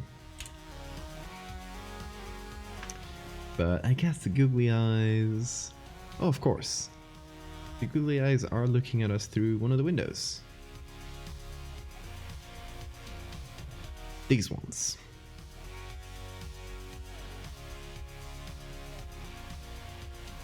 So I'm working on this same architectural series. I don't know if you've seen any other of these streams, but yeah, I'm working on a series about architectural horror where I find this strange megastructure behind my parents' house, and I start exploring it. And it's gonna have some themes and everything.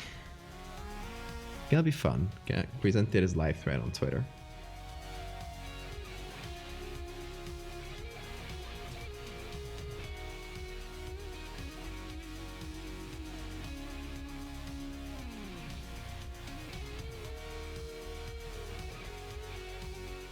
Also, hey Stephanie. Anyway, googly eyes looking at us from this window. They are cute.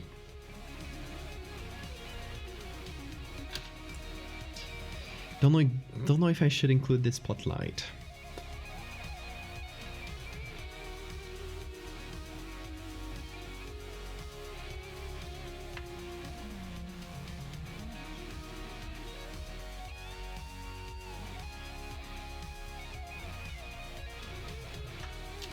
Might be too much, especially here.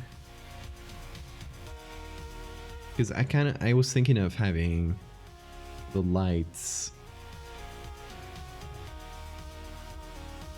coming from right behind this wall, so that it makes sense that only this area is lit and the interior here isn't. Also, should we do anything about this? Should we remove this? What do you guys think? Would it be better to just do away with it? I'm thinking it maybe looks too human in this area that's supposed to look pretty abstract.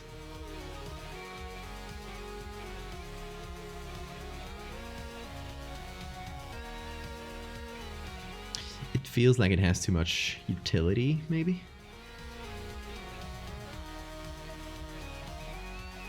Like there's a thing that serves a purpose. And I don't want that. I don't want things that serve purposes here. It's supposed to be a creepy, possible to comprehend space.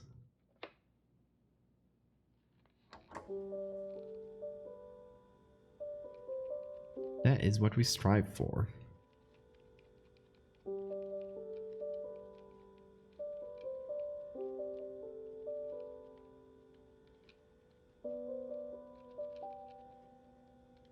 Oh, there's a mosquito again. It just went like straight past my face. That's weird. Hey, Vandals. Yes, this is part of the big architectural horror projects. We've done a few pictures today. Done these two, and this one now. So let me hide the googly eyes to save this as a JPEG. I kind of like it this way. I'll leave it like that. Purpose is overrated. Exactly.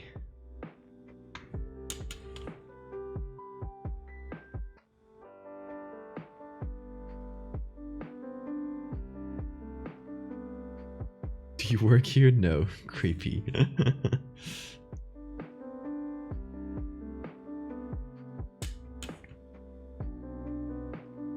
Okay, so I think this one should be done.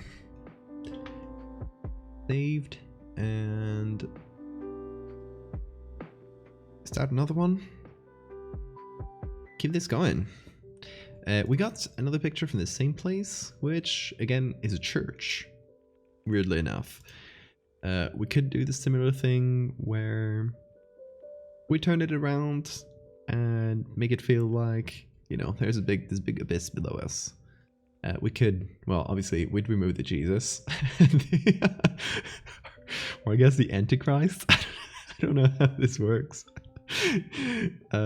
It's kind of satanic like imagery, but apart from that, we kind of continue this below, so it feels like it just keeps going. Or even like cut it down here and just have a big abyss. I like to have a few pieces from the same place, because again, it brings everything a bit a bit closer together. Makes it feel like, you know, it's part of this larger world. But if I adjust it to our crop, that's a bit annoying. I might do a vertical one for this. Yeah, that's probably better. So, rotation, 90 degrees, whatever side.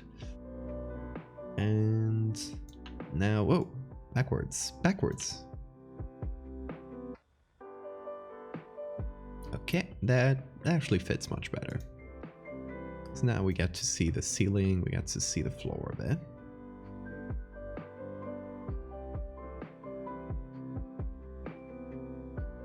Which object is not like the others?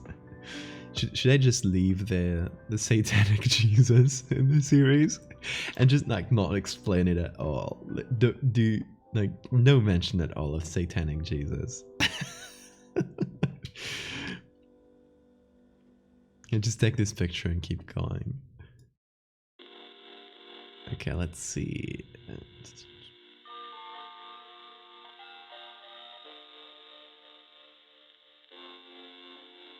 Let's keep this center area. So first things first, of course, we are clone sampling things away. So I'm making a copy of the layer, so I keep the original always below. And we're going to do some basic things like, for instance, taking this window. Yeet. Goodbye, window. Then for this other window, I'm gonna select it.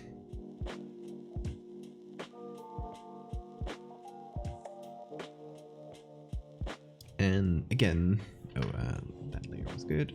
There we go. Make it disappear. Yeet the Jesus.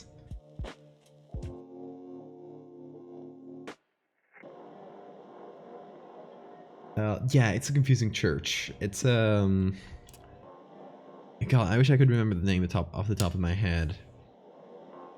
But it's this brutalist church in, I don't know if Germany or Switzerland. And it just has a lot of weird things like that. It's cool. I like it. It's good. It's interesting vibes for a church. I think more churches should have that.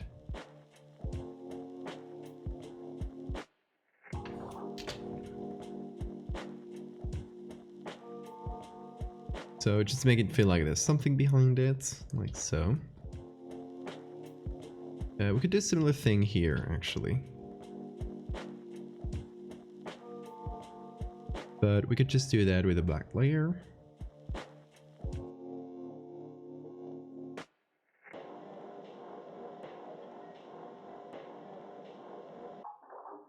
I guess it does a bit of a weird angle here. There we go.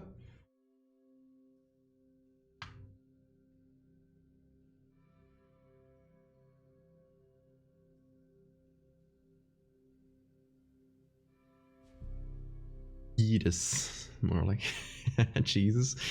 More like Yeetus.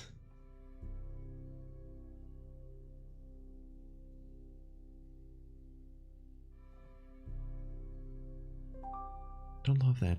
Okay, hold on. Let me do this differently, actually. Take this and just... There we go.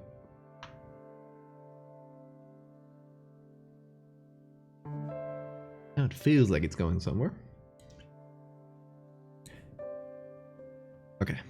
Other strange things. So there's this. What we could add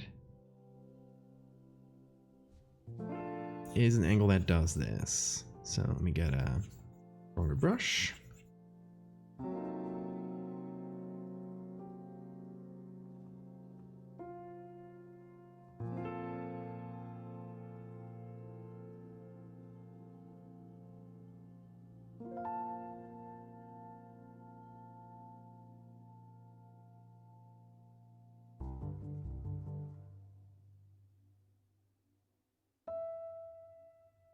We do that.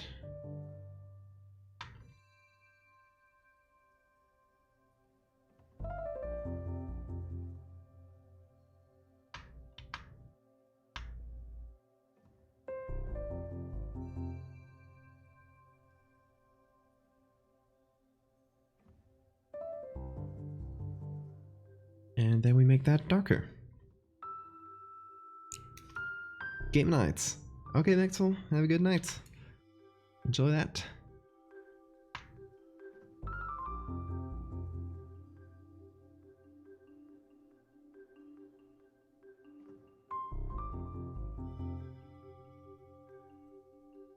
Is it the Wardtrouble Church in Vienna? I don't think so. That doesn't sound right. I could find it real quick if you guys are curious. I have it in my list of pictures I used. So just go here and find you that. Let me give it a quick check.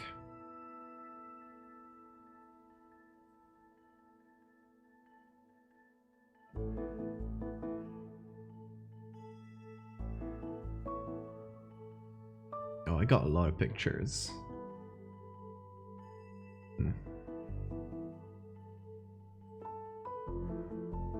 Oh damn, maybe I didn't save that. Okay, then it should be pretty quick to find if you look for brutalism in Unsplash.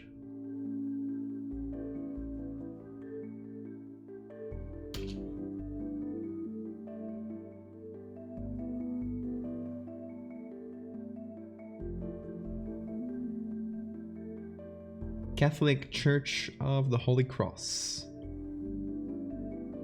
in Switzerland, yeah.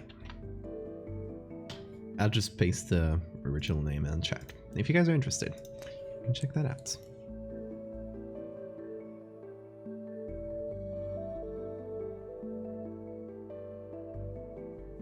Okay, how should we cover this Jesus?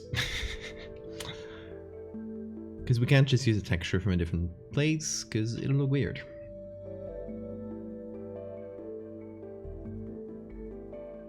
Jesus also using all his might to keep that cloth up.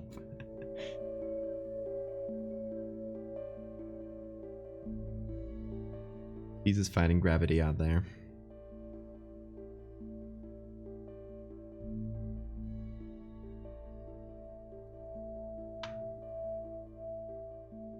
So I could do this.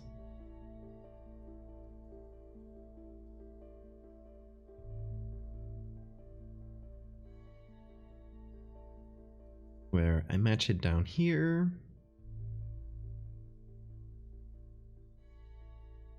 And then up here as well. And I stretch it a little bit. No, I shouldn't.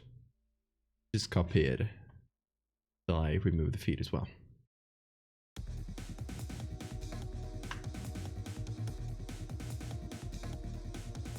Or I could just remove the feet separately. we'll just keep the Jesus feet. I'm seeing a lot of cursed things in this stream, am I not? I guess that's part of the experience. That's what you guys sign up for. See me say cursed things. Okay, so let's actually do this. Sorry, I'm in a feral mood today. In a good way. Just your regular feral moods. Hold on, I'll remove the shadow in a separate step.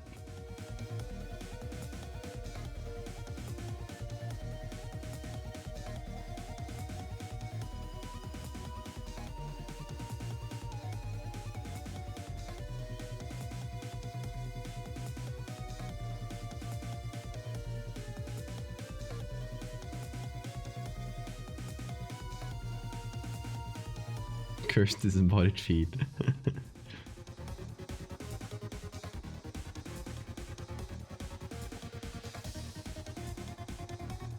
As a kid, I called across Jesus stick. I love that. Yeah, the Jesus stick. I think everybody should understand that.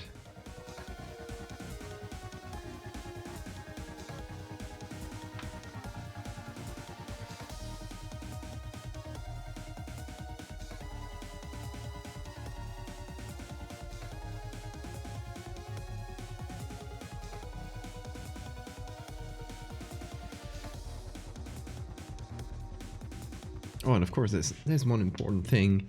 The floor, which used to be the ceiling. This is a bit complicated, but the floor. We should make this into an abyss. So there are two ways of doing this. I could just take anything below this corner and turn it black and have it just go down into nothingness. Or I could just continue this down there. I think we could do a kind of intermediate version of this where I take something like this chunk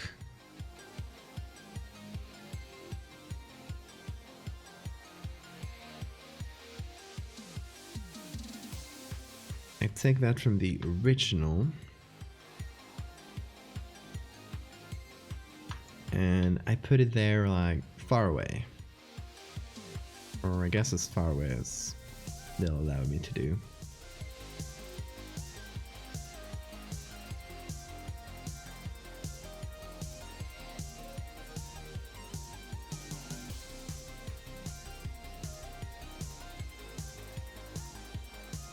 And you know, since it's in the darkness, kind of paint it this way.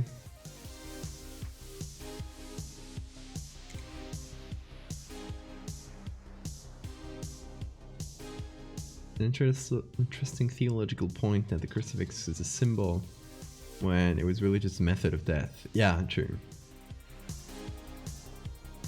If the ancient Romans had done hangings, what would the symbol be? Yeah, a noose, I guess.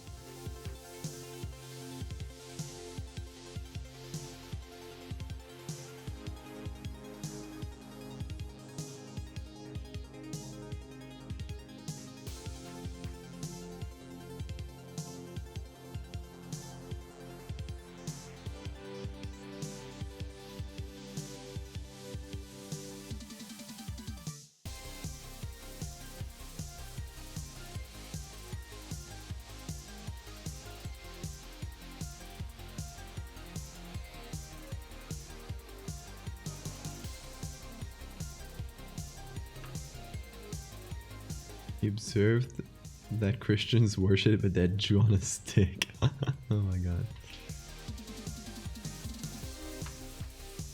I mean, that is technically true.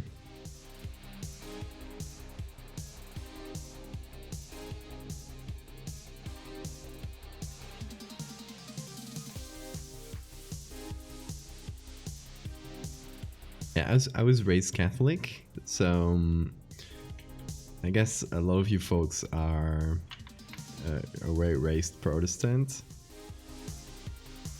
It's crazy the amount of like messed up stuff there is in the Catholic canon. Like a lot of saints that were killed in the most brutal ways, and you just see that depicted like it's a normal thing.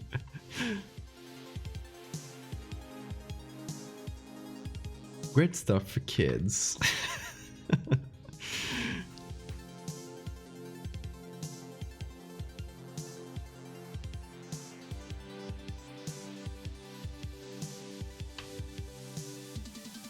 There we go. I think that looks fun. It'll go very well with this one. Ignore the eyes.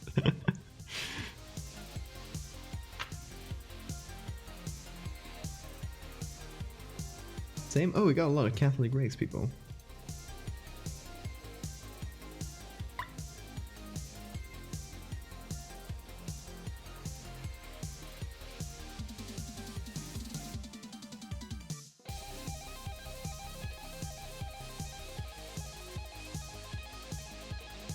Okay, so again, with the dramatic lighting, because of course.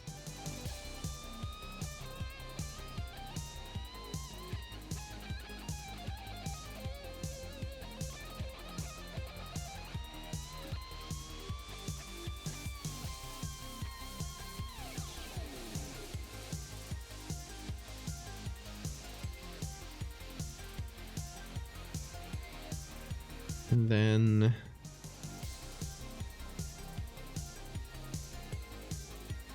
maybe a very small touch of blue somewhere. Don't know if it's in the highlights or shadows.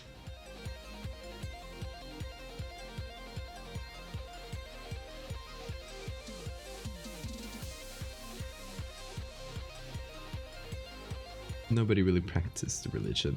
Yeah, same in my parents. I would say that's the same for most of Spain.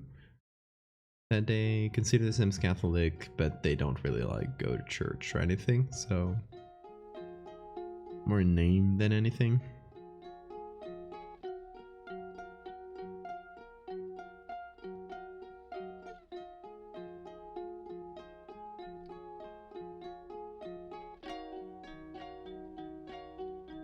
Okay, let me remove a little bit of blue. Recovering Catholic.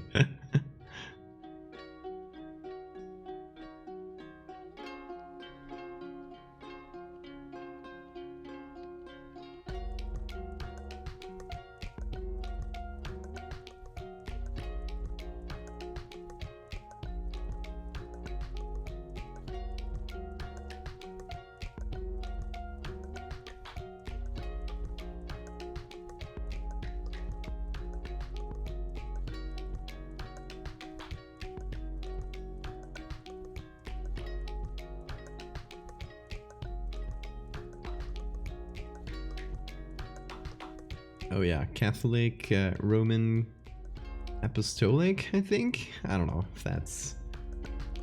How do you say that in English?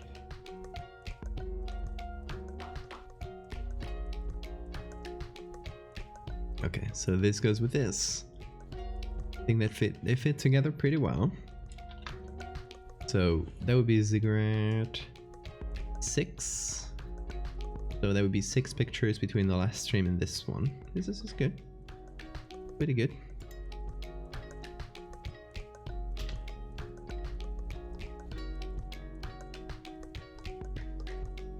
Let's see, did I save that as a JPEG? I did not. Okay. So JPEG as well.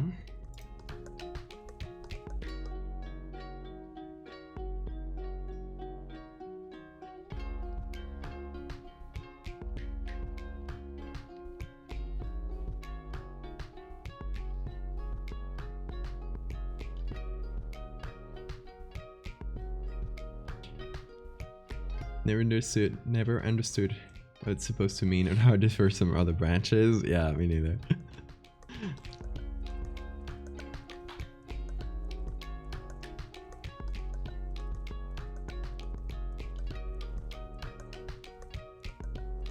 The Catholic Apostolic Church is a Protestant sect? What? Oh, yeah, hold on. They're the guys who I was gonna say worship the Pope. Like, no, you know what I mean. They're the Pope guys, right? And that can't be Protestants.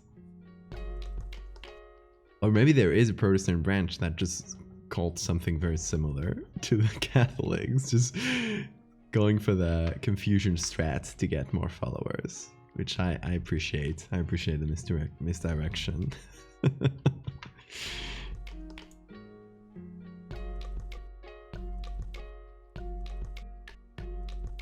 Huh, okay. Interesting. So there's a Protestant church called the Catholic Apostolic Church. What? I think Sora probably means because we come from very Catholic areas, or Catholic majority areas. I assume they mean just like the biggest Catholic denomination, which is the Roman Catholics, the Pope ones.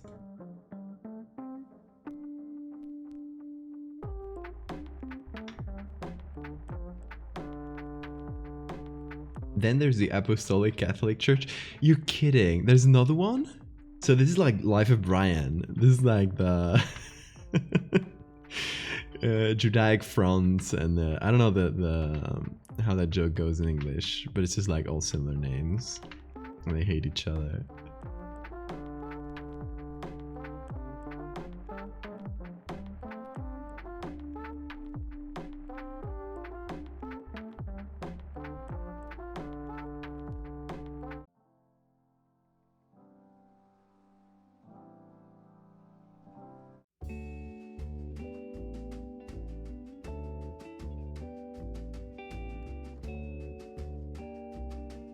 Okay, I'll stop changing this. I'm not adding anything interesting.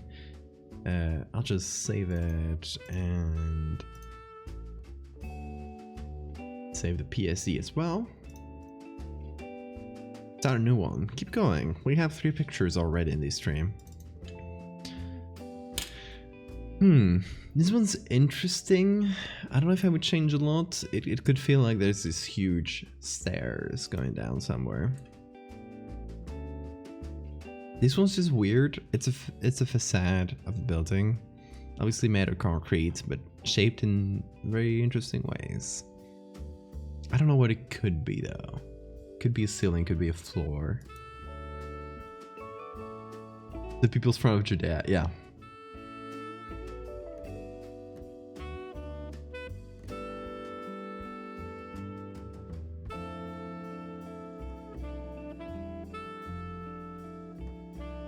I am somewhat of a Catholic myself. Also, here's another shot of that church. I assume that Jesus is here in the back, just behind that. But yeah, it's a weird church.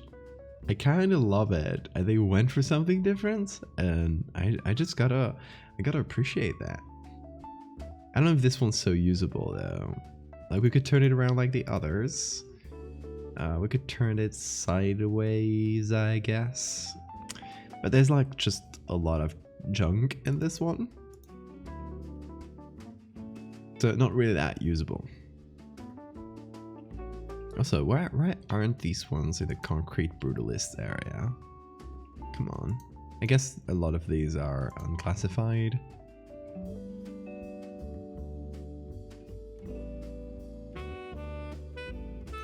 Let's see.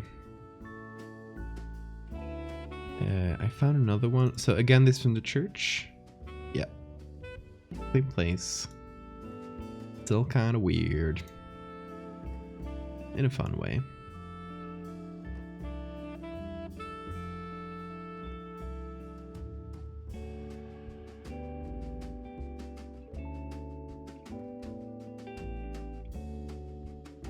Okay, I saw another one. I think this might be from the church as well. It definitely has the same vibes. This one's great. What's up with... Oh, I turned it around. Okay, so this one's already turned. It's supposed to look like this. This makes a lot more sense. I was thinking, like, how does that fit? But it actually looks great to turn around like this. A few things I would remove. Okie! How you doing? Welcome, folks. Okay, so I guess it's time to explain what we're doing. Hey, everybody. Hope you had a good stream, Okie. Okie raid. Hey, everybody. Okay, new folks, welcome. We are doing architectural horror. So let me show you some stuff. Come into my terrible dungeon. So, what's this gonna be? It's gonna be a story told through a Twitter thread in first person. So this is gonna be happening to me, quote unquote, where I find this strange door in my parents' basement, and I break through it, and I find that it goes to a corridor, and this corridor goes to a room, which goes to some stairs and to other rooms and to other rooms, and you could just keep going down and down and down. It keeps getting bigger and bigger and bigger.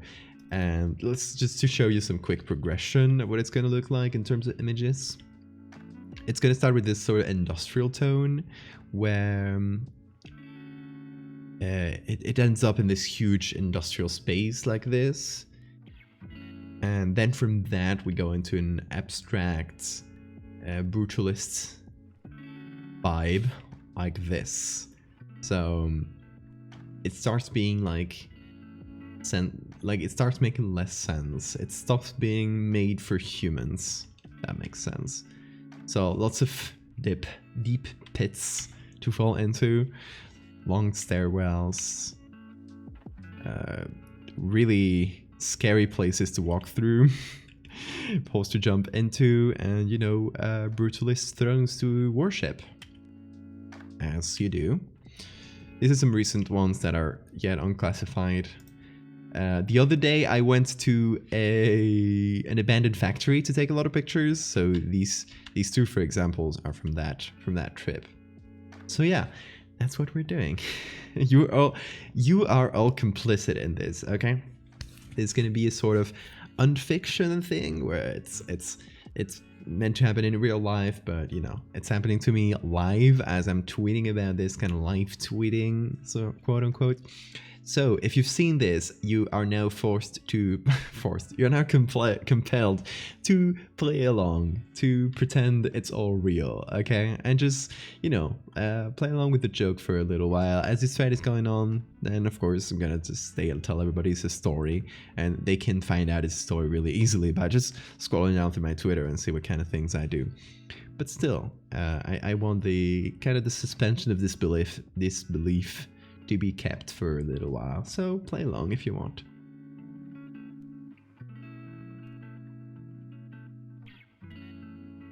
I'll take Oki will take your teeth if you snitch. Yes, thank you, Oki being my bodyguard in this this situation.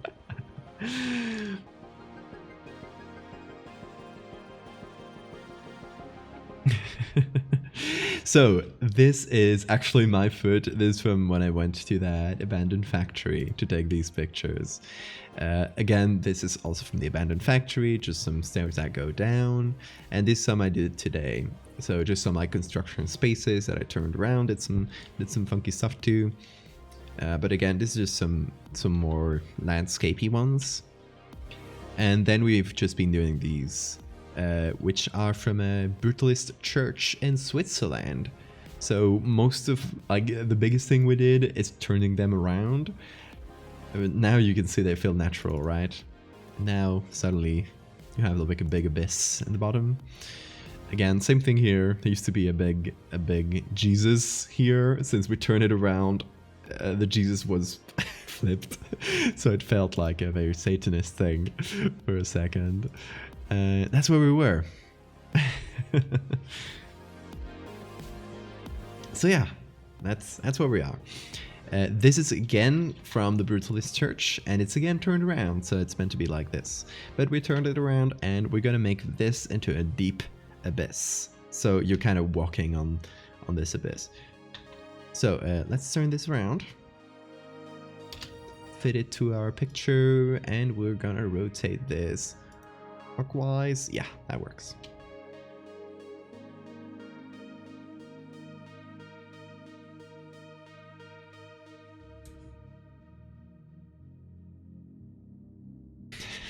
Remember snitches. Think about your teeth if you want to snitch. Okay, so little things I'm doing here. Very simple stuff. Most of these are smaller edits than what I usually do. So I'm just doing things like removing windows or turning these windows into, dark pits. Actually, I didn't do a great job here. I should have taken an area. Oh, and yeah, let me save this as cigarettes. It's gonna be 7. Since, as you guys can see, I got like 20 something pictures, which is kind of crazy. It's definitely gonna be my longest thread for sure. It's gonna take up like several days. Also, fun fact, during this thread, I'm gonna disappear for a while. I'm gonna get lost in this terrible brutalist hell. So expect me to actually disappear for a few days from all social media, like no streams or anything. I'm sorry about that one, but I gotta keep the suspension of disbelief. I'm actually not gonna stream while I'm lost in this in this thread, I'm gonna take it very seriously, and it's just gonna be like I might miss a stream, like one of them.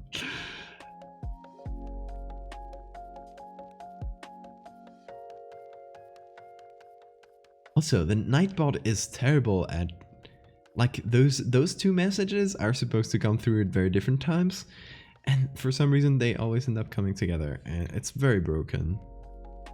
Sorry about that. Do join the Discord though. It's not a streamer Discord, it's not about me at all. Though you can find notifications for streams if you want. But it's just a horror art community with a lot of very nice folks. So definitely check that out. Yes, everybody, like, please feel free to freak out and call me insane for actually, like, going alone to explore this terrible place. Not asking for any help. Oh yes, I'm gonna be alone in this whole exploration, right? Because as the thread keeps going, I'm sorry to spoil this. I'm gonna spoil some of the main themes. Nothing too specific though. What is this? It feels like a little hand that's reaching out. Right? Maybe that's Jesus. Okay, that felt silly. That I'm not actually kidding. That's that is. Oh, let me turn this. I'm not actually kidding. That might be Jesus.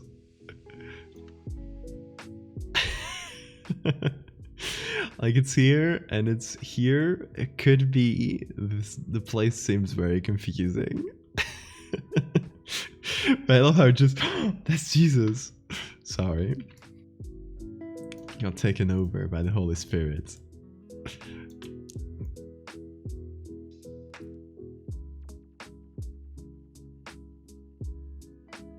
We won't really come find you. That would entail going outside, but it'll be awfully cross. Exactly.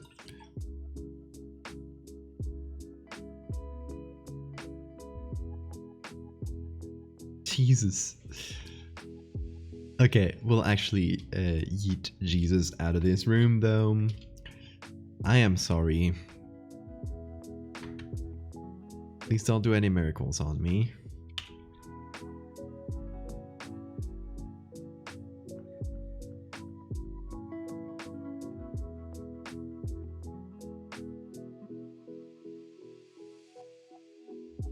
Change the music.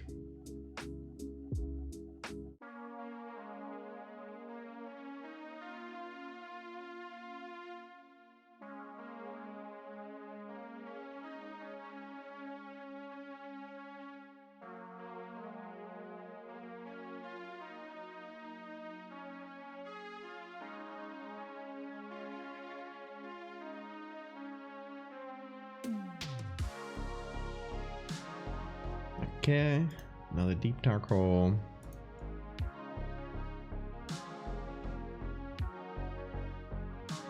I think I might... Yeah, I might fill it with some other textures so it's not like pure, just deep black in there.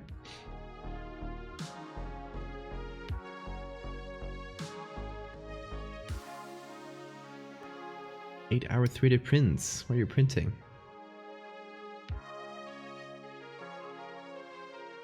Okay, so I'm gonna remove these stairs as well, because this is supposed to be like a very strange area where nothing is really made for humans, so things like stairs would kind of break that.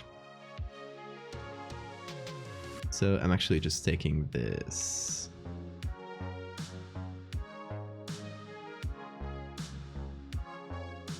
And continuing it that way.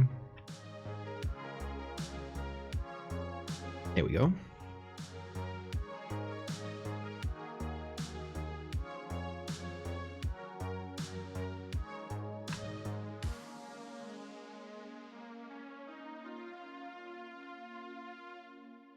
So now I can take this.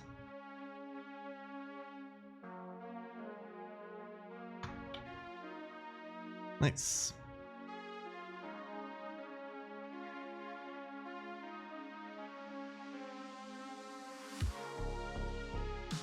It's not fair to keep Jesus trapped in that wall. Absolutely.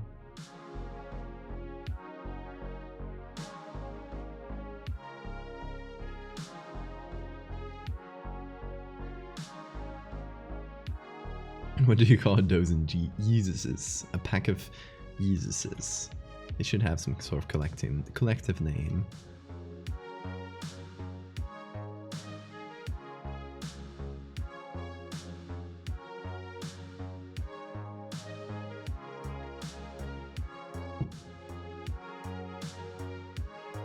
A scan of Michelangelo's Pietà. Ooh, nice. That's a beautiful statue. One of my favorites, I would say.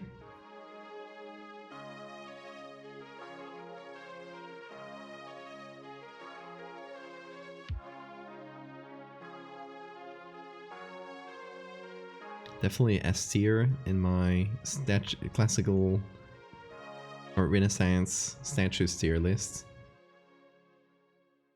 which I always keep updated.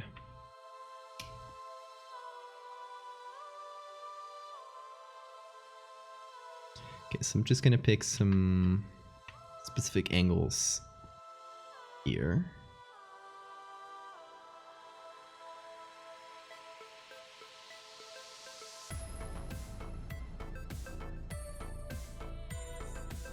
And just kind of fill this with some random textures.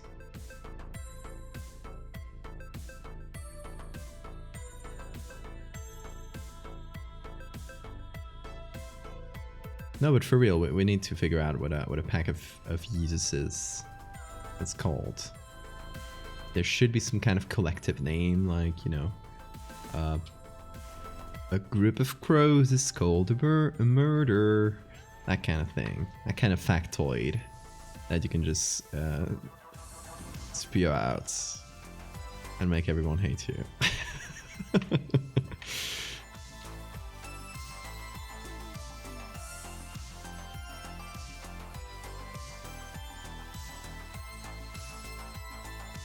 Brain's melting, I have to go rest for a bit. Okay, yeah, I can relate to that after the streams. Have a good night, Oki.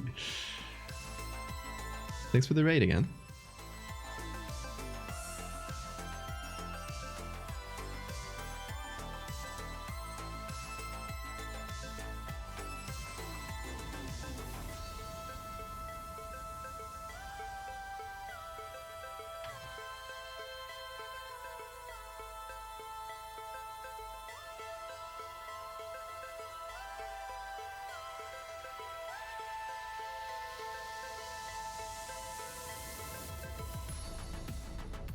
Any other weird walls?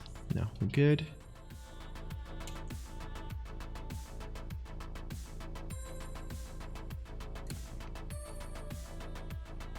No, the collective noun should be something like heaven or something like that. It should be something religious. A church. A church of Jesus.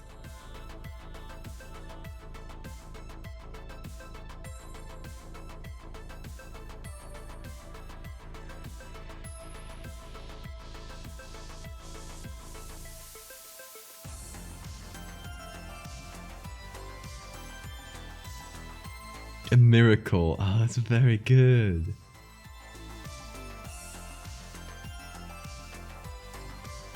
I'm voting for miracle so far.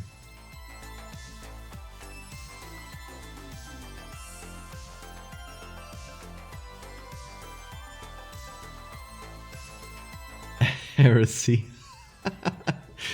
Heresy is very, very good.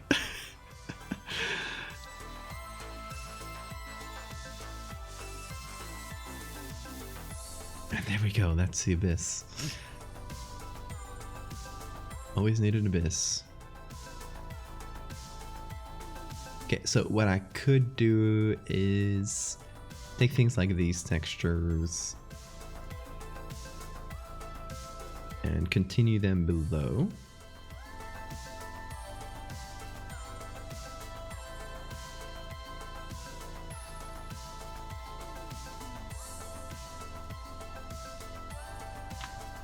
But of course, I need to switch the angles so they match. So just kind of progressively stretch them in weird ways, but it should do the trick. Or so I hope.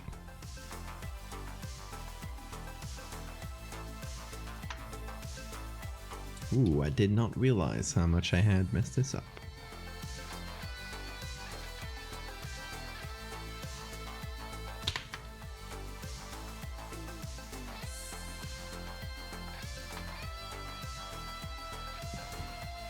Visitation, a possession. Oh my god, there's a lot. There's a lot of good ones.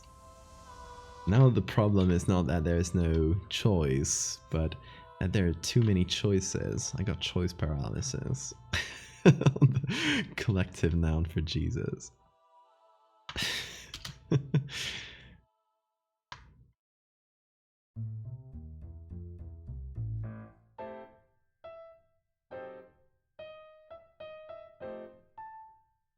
Okay, now what we could do is kind of push this back to make it feel like it does an angle a little bit. Now I could merge them.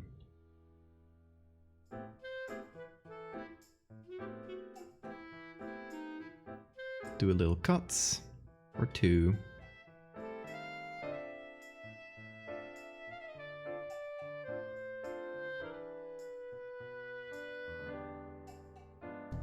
How many abysses does it take to destroy a light bulb? Just this one I'm about to make.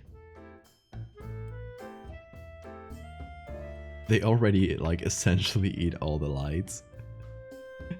Which might not be the most realistic thing, but it's for effects. It's for fun.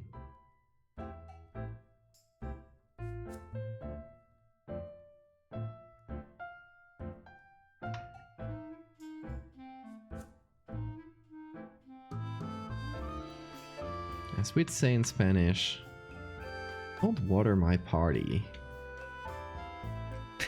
I want to have weird abysses. Abysses still sounds weird. Don't know how to make it sound regular. Abysses.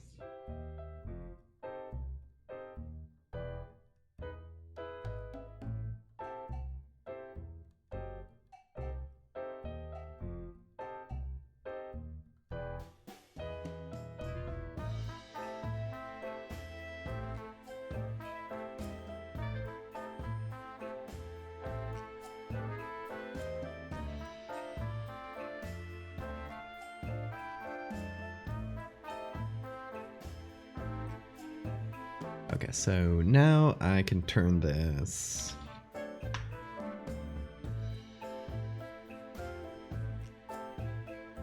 I'll just make it very dark.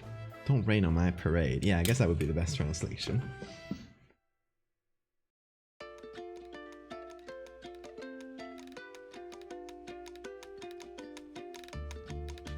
Yeah, I like anti-jokes.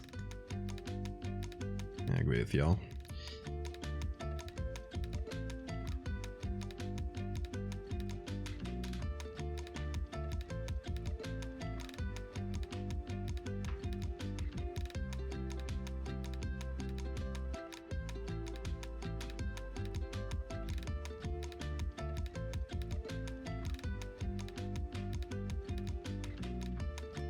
You know what we could make is take some other like weird space, like this one, right? We don't have to go too far.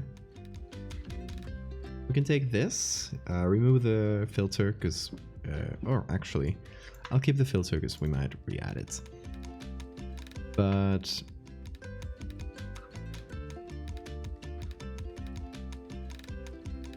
maybe we can add it down here in some way, like we flip it or we move it that doesn't feel like the same space, because obviously we're cheating here a little bit.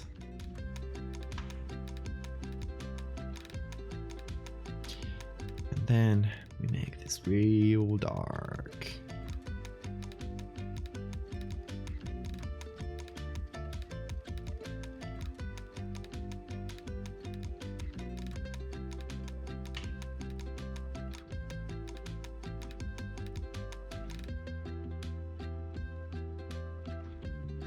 Heard a weird noise. It's your dog snoring.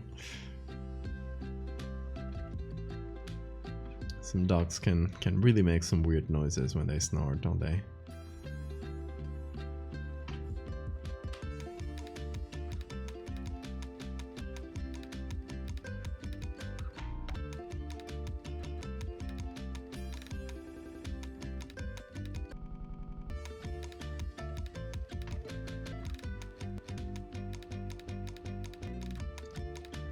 So just to make it feel like it goes down into something, and it's just not a, like a perfectly infinite abyss.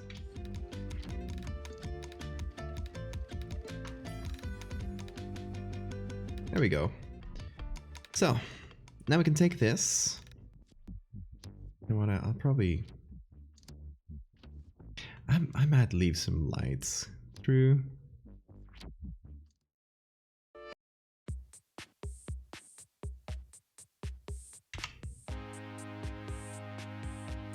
And okay, another thing before we finish.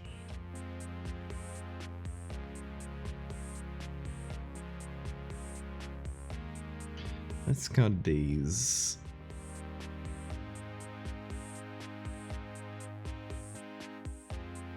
Ooh, that was terrible. Okay, I'll cut it into little bits.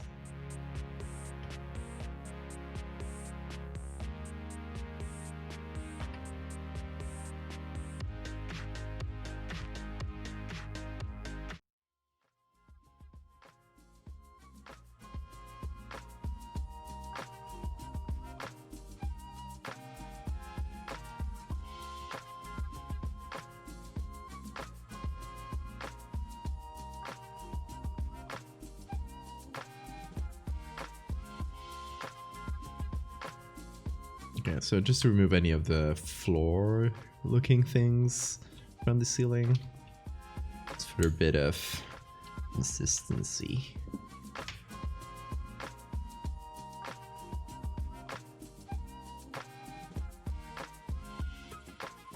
Oh, this does need some color, right?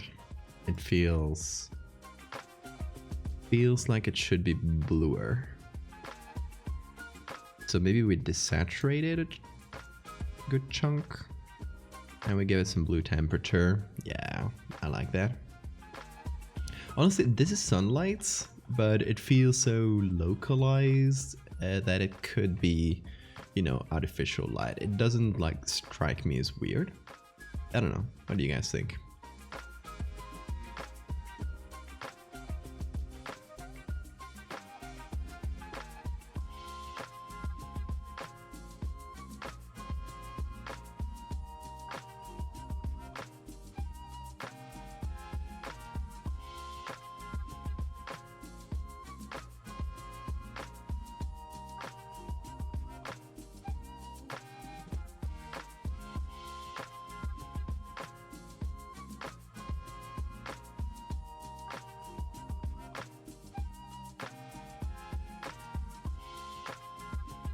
Yeah, let's go pretty dark in general.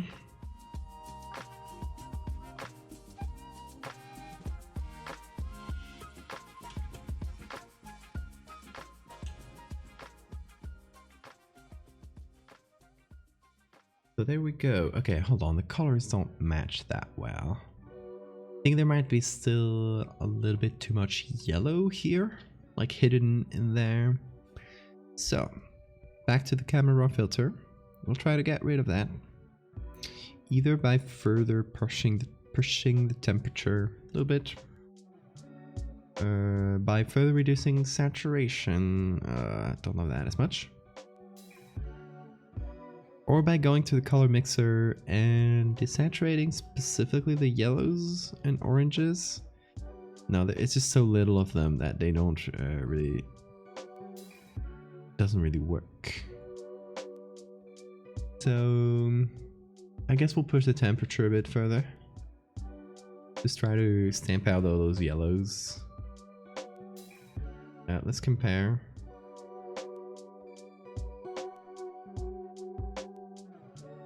A bit more desaturated.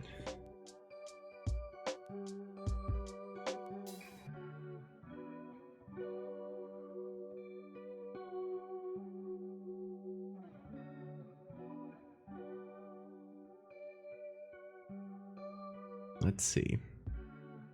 Yeah, that works. Color theory. Your monitor cannot produce brown lights. It's simply orange with context. Fair enough. What is brown? Brown, if not desaturated and dark orange. It is what it is.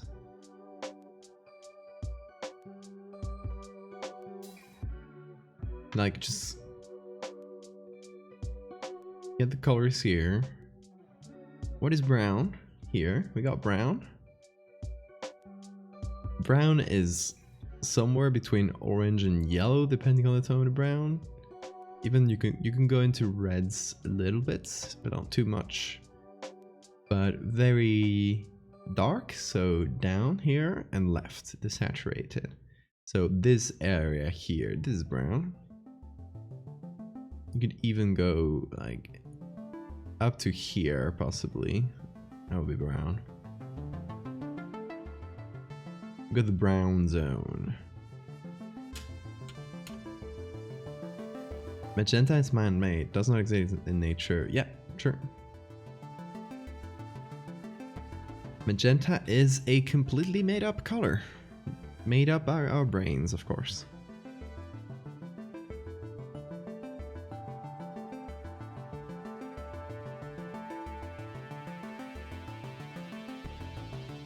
Why does it make you sad? I think it just makes it into the coolest color.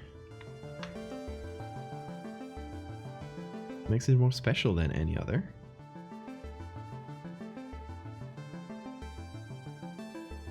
Like our minds are so weird that we've been able to dream up entire colors. How cool is that?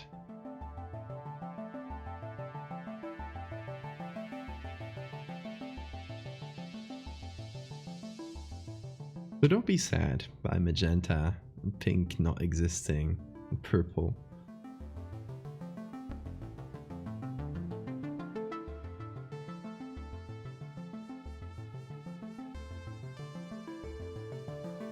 They're cool little colors, dreamed up by our deranged mind.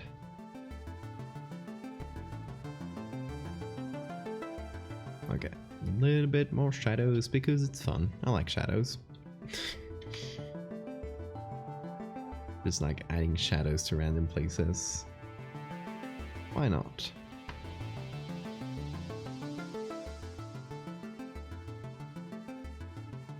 You see no colors, but there are teeth. Oh, whoa.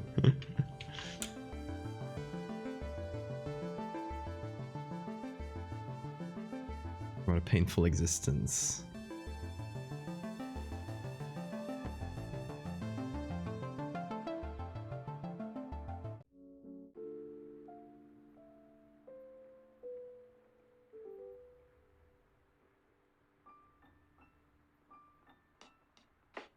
Clear color for this area.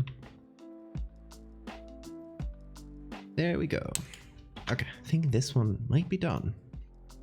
Got one more weird space. Isn't that cool?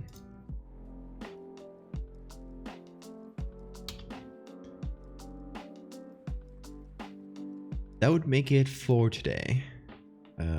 5 today, because these are 2 pictures. 3, 4, and 5. Or do we have any more here? Yeah, no, that's the one.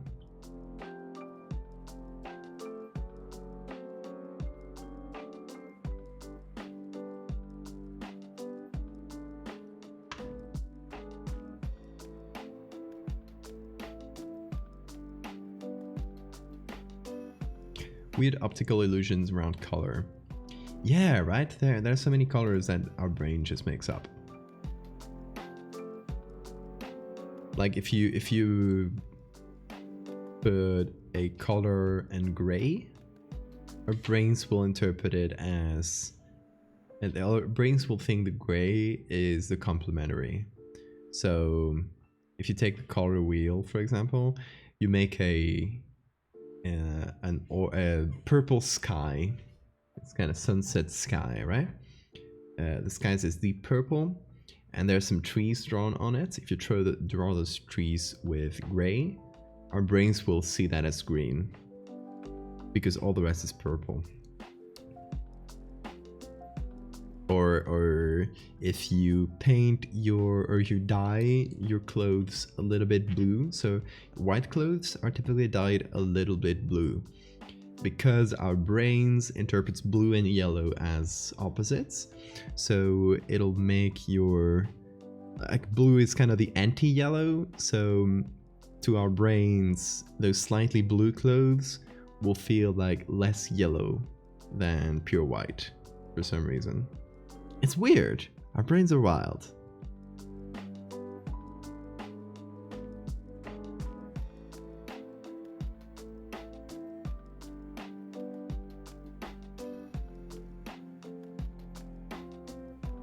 Gender doesn't actually exist in oversimplification of how light frequencies are interpreted. Yeah, of course. And it's not even the human eye. The eye doesn't interpret frequencies. The eye just, like, takes lights and beams it into the back of our brains. And this here is where the magic happens, and where, like, pink and any other color is invented. It's gone through, like, several filters before actually being seen as a color by you. So it is an oversimplification, but it's a fun one. It makes you think about colors and how they're interpreted.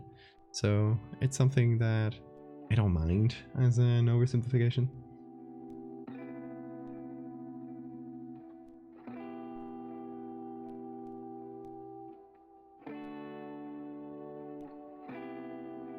Yeah, every color is made up in that way. Okay, should we make the very first picture of this series? Oh, sorry if I bumped the mic. I don't know if that was loud. I hope not. I was planning on using one of these pictures from the Discord. So if you guys are not on the Discord, I recommend you go. It's a very fun place full of cool horror artists and just people who enjoy horror art. And if you go to the Discord, I recommend you check out the channel called Sacrificial Altar.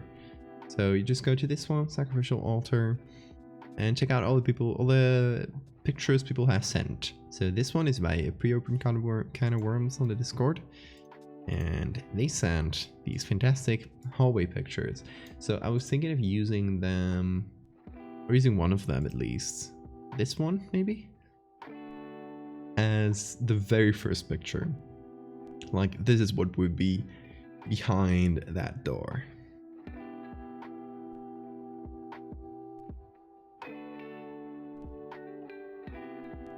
Let's see. I wonder if we should turn this into horizontal. Nah, we'll just go with vertical. Let's see if it works, of course. This is, I assume it's a phone picture. It's fairly high quality though. It's also pretty dark, so that quality won't matter as much.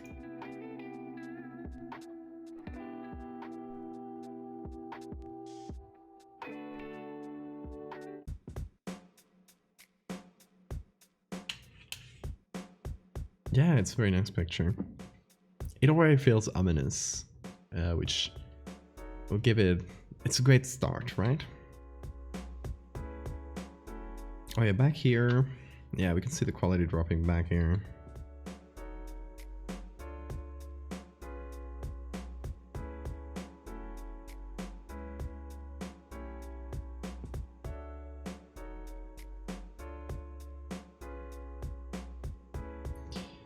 I wonder if I should just delete all the other doors.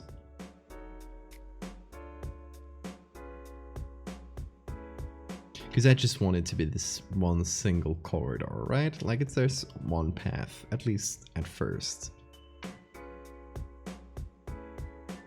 So it's pretty easy to follow. Like, I'm not, at this moment, I'm not like exploring this. I'm just saying, like, what's at the end of the corridor?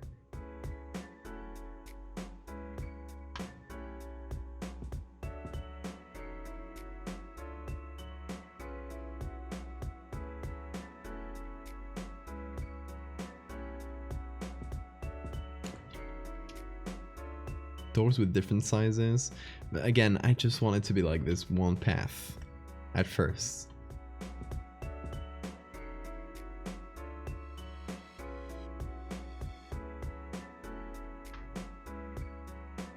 Then it's gonna open up in the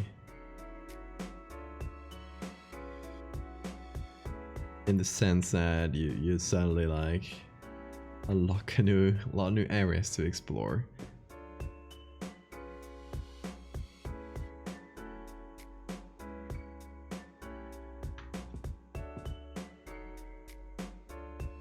But I still like to keep the path kind of linear.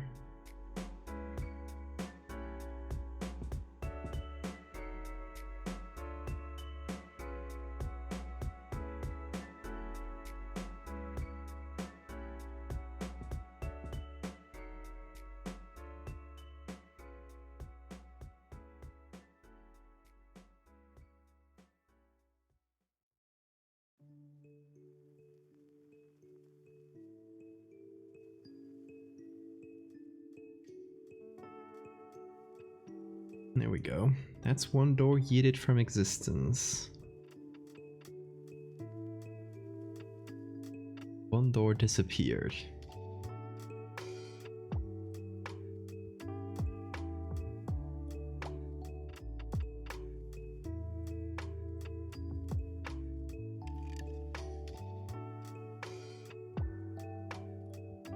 Oh, there's a mosquito. Don't get that close to me. Come on.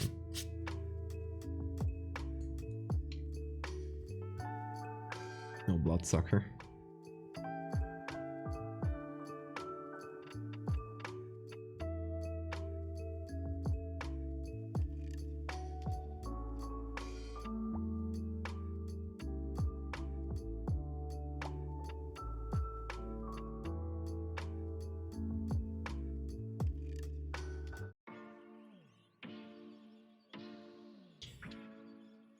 Okay, so the most important part is like this little bottom area.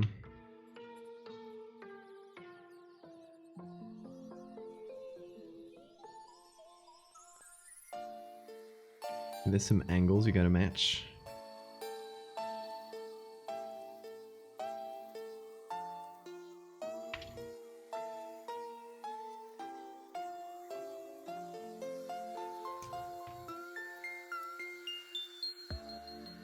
Okay, and now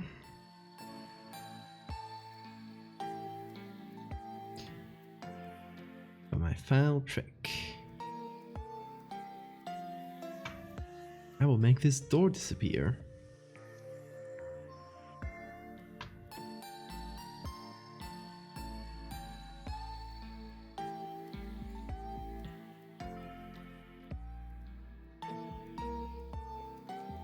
There's nothing more fun in Photoshop than just yeeting things out of existence.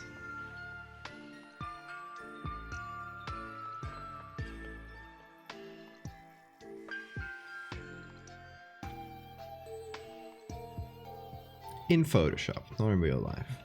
Don't take my words out of context.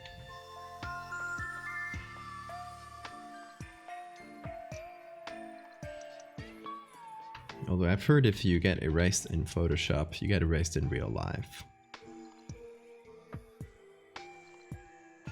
So I'd be careful with what you say around here.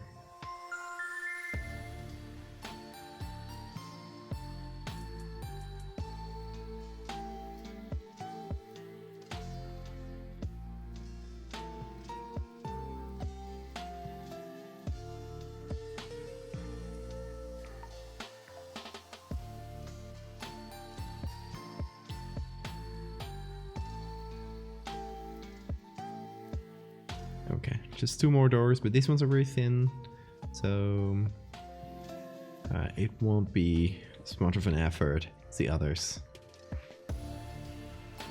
Whoa, I mean, unless I can't do one civil selection.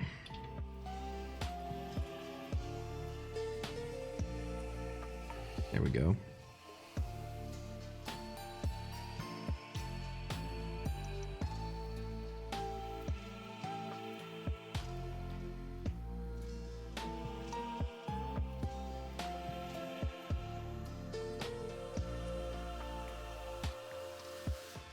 Like, the thing with this image is that it's going to be the very first one in the series. So there's still that much bigger plausible deniability about, or plus, I don't know the term, but like it should sort of feel normal, like pretty regular space. It's just weird because of the context, because it's behind the door in my house, so you're kind of left wondering, what is this here? Why was this made? Why are the lights on? Those kinds of things. Or why are there tubes? I was even thinking if I should, or consider if I should, make this other wall here continuous. So, like, take this chunk here.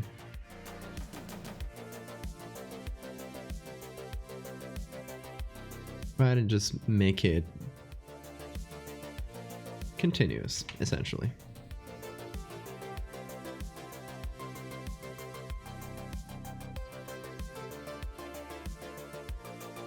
Instead of having one separating thing, or one like little corner here that goes into a different direction. So it's just this one single and simple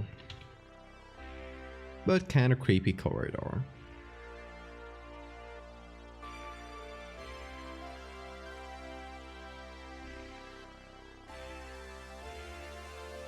We obviously have to make little things match, like, you know, tubes, etc.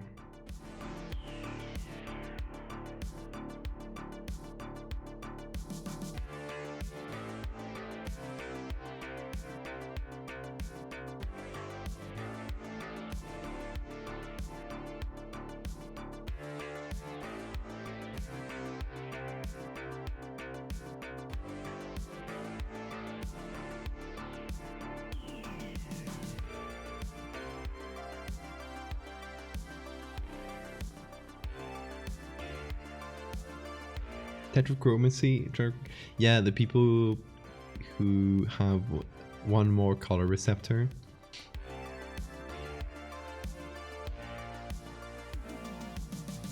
I think the general consensus around it is that they can't see any colors that we like. They can see the same colors as we can, because even though they do have one more color receptor, the brain is not prepared to see one more color, so, or a whole host of other colors, which would come with having more and more color receptor. So as far as I know, it doesn't really actually change how people see, but I might be wrong.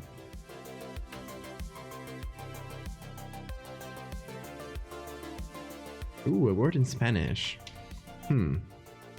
Corridor is pasillo. It's funny because paso is step, and pasillo would be like little step.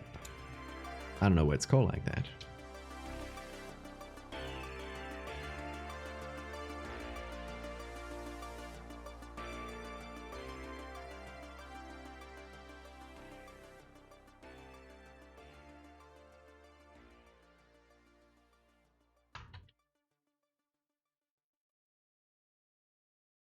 Okay, so we now have a corridor that I think makes more or less sense.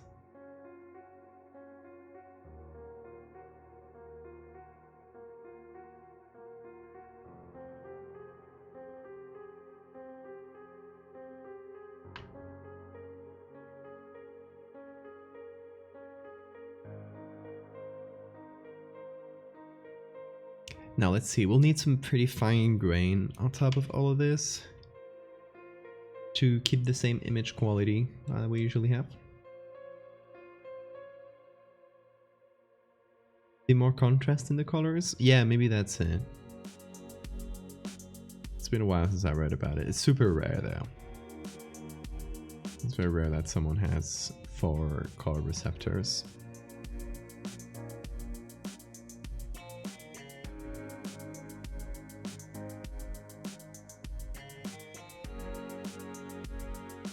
Okay, there's something I want to do, and it's removing all the yellows and oranges. Oh man, that's like all the colors. Okay.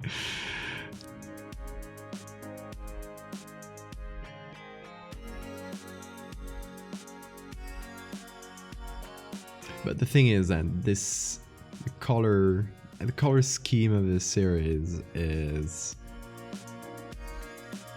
doesn't really work with the yellow.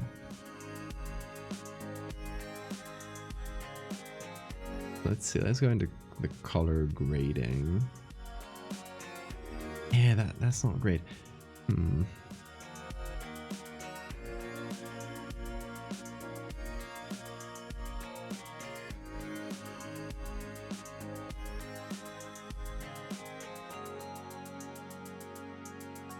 Okay, so let's pump up the contrast.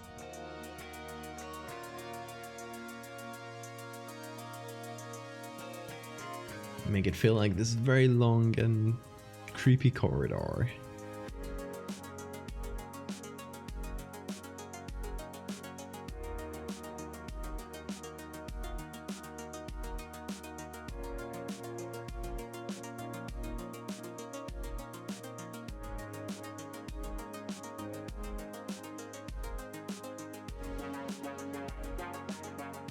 Don't know what to do with all that yellow though. What if I changed it to some light blue? Hold on, let's go to color.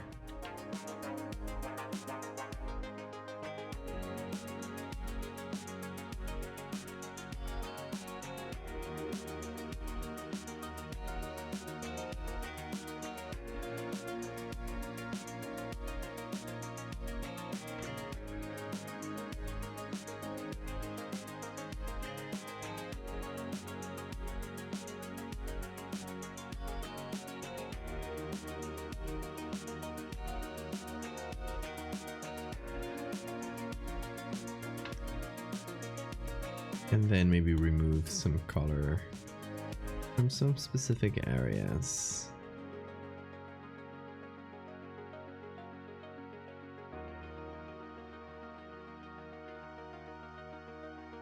Does the Guinness Corporation know you're using one of the glasses? Yeah, it's supposed to be a pint glass, so it's half a liter. Right? 0.5 liters. I think it's marked somewhere on the glass. In any case, it's a big pint glass.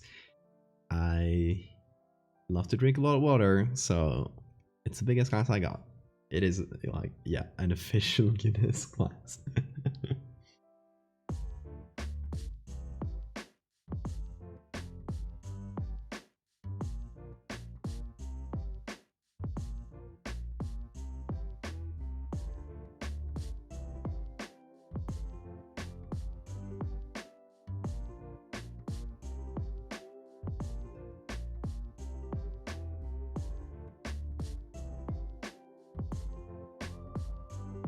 This kind of turns everything blue.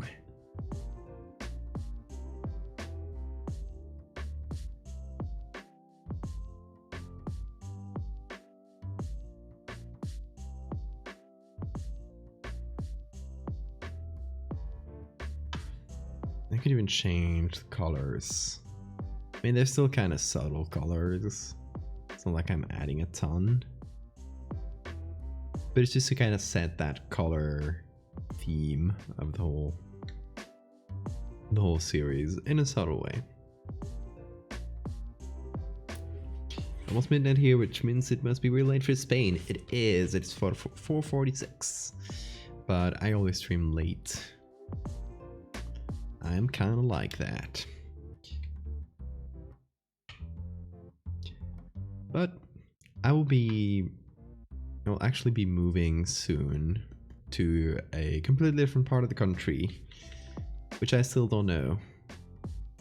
Don't know where it's gonna be. because, you know, medical residency things from my partner. So depending on where I move, what kind of like neighbors I got, etc. Since I stream very late and I have the luck of having neighbors that probably don't notice it because they are sleeping far away, I got that luxury currently. But I might not have it when I move. So yeah, depending on that, might have to change streaming hours to something a little bit earlier.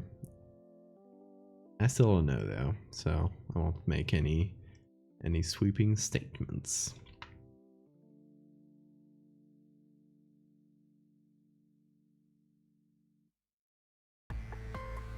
Which I guess is not a good thing to do in Twitch terms.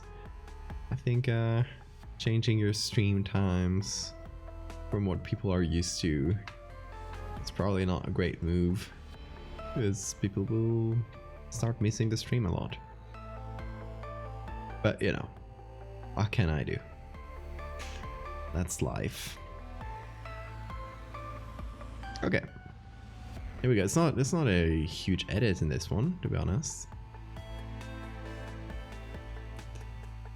But we're just making this one creepy corridor for the start of the series. So, it doesn't have to be a huge thing. I think it works quite well for its purpose, right? So that would be Ziggurat 8 here, which means we've done 1, 2, 3, 4, 5, 6 images today. Wow, that's a good number. That's a lot of images.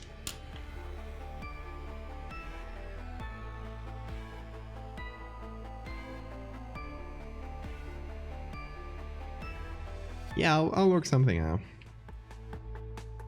Like, I'll still try and keep the stream times as close to the current ones as possible, but you never know. I have the luxury, I guess, of streaming not being a main source of income for me, so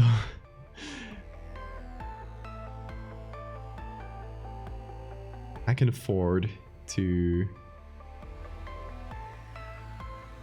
move these things around and possibly lose a chunk of people, unfortunately, but you know, it's how it is.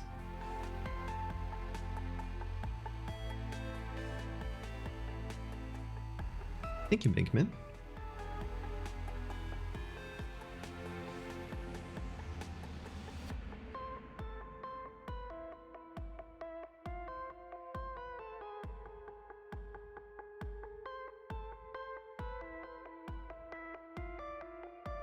Okay, I think I'll call this done. I'm just painting things at this point. I'm not doing anything. Let me save again, because I keep changing things and then I gotta save with the changes. I'm silly like that. Okay, been going on for 3 hours. Okay, I guess, yeah, I started quite late today. It's true that I started quite late. Oh, you know what we could do? To prepare for tomorrow's stream, I still haven't done this, so I tend to do little posters to present each guest. So it'd be a fun thing to do that real quick today. Let me fish the other ones out. I think they're all here. Okay. So I didn't do it for all the guests. For some I did VHS covers. I did these 2 VHS covers. And then I did a few posters, still keeping that, like, you know, 80s horror movie aesthetic. So I did this one and this one. Well, I guess I did a couple versions without the live now here. And I did this one for the Avid stream, which I did with a medieval style, I guess. With, you know, just a block of text here. I felt appropriate. That was a fun one.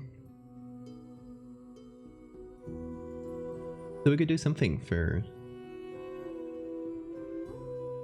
this. Let me open. Where could this be? I'll open the one for Trevor Roberts for the Flesh Pit one, and then just remove a bunch of stuff and start from there, but with some of that stuff in.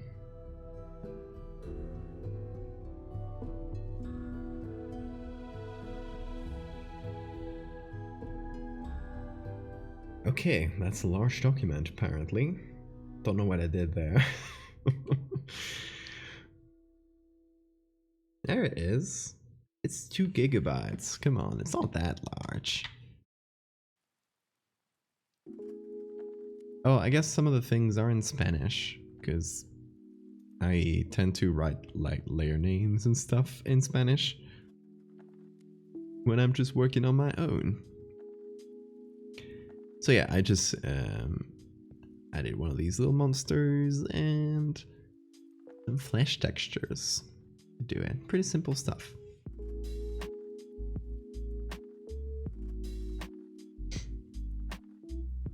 So, what could we use for the poster? We're going for horror movie posters.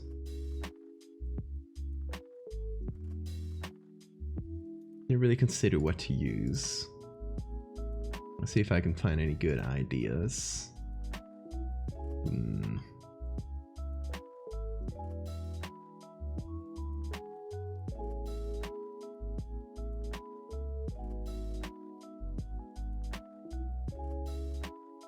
Stitched skin.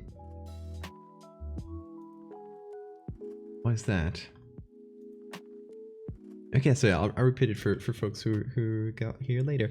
Tomorrow we got a stream with a guest, like these ones, the House of Horrors, like this, the House of Horrors podcast, which is my little show here where I bring people in and we just chat about horror. So tomorrow we have Jenna Stever from Polygon, and yeah, we're gonna talk about video games and horror. So I guess maybe some classic video game horror things.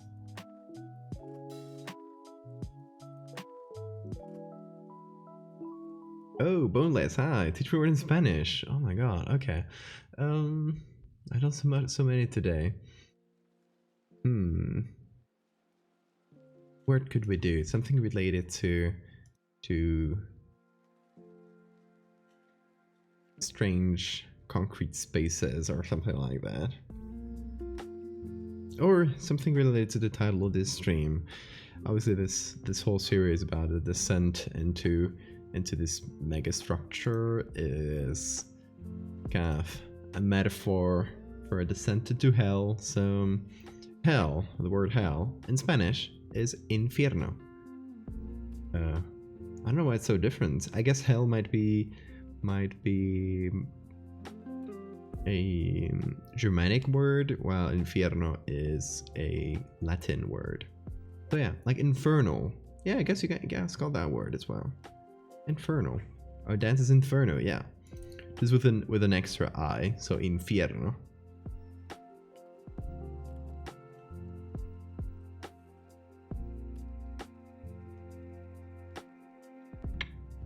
Anyway, I don't know if I can come up with some good ideas for this.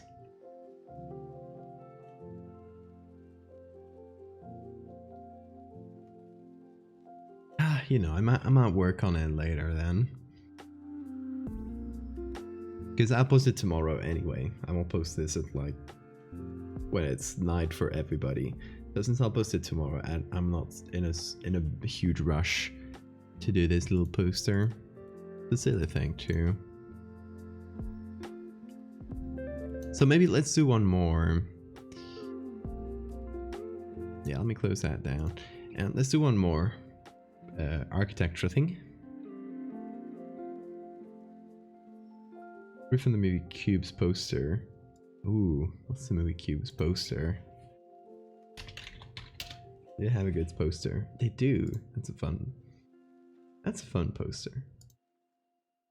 for a great movie.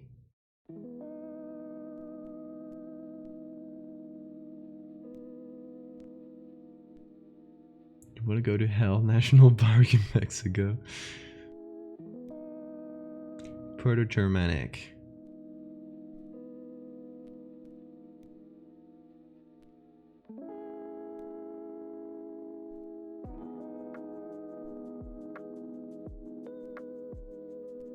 Okay, let's go to some of the abandoned factory images. Let's see, there were a couple that I might want to use, like this one. I don't know what to do with it exactly though. I'm kind of stuck there.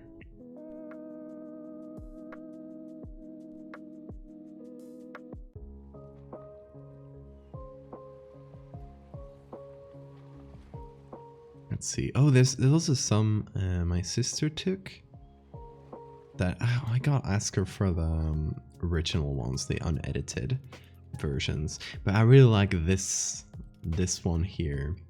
This kind of went a bit hard on the saturation. She edited them a bit before sending it to me. I'm wondering if there could be a good way of turning this one around. But then the guardrails would be turned around, which doesn't make a lot of sense. So yeah, it should be looking up whatever we do.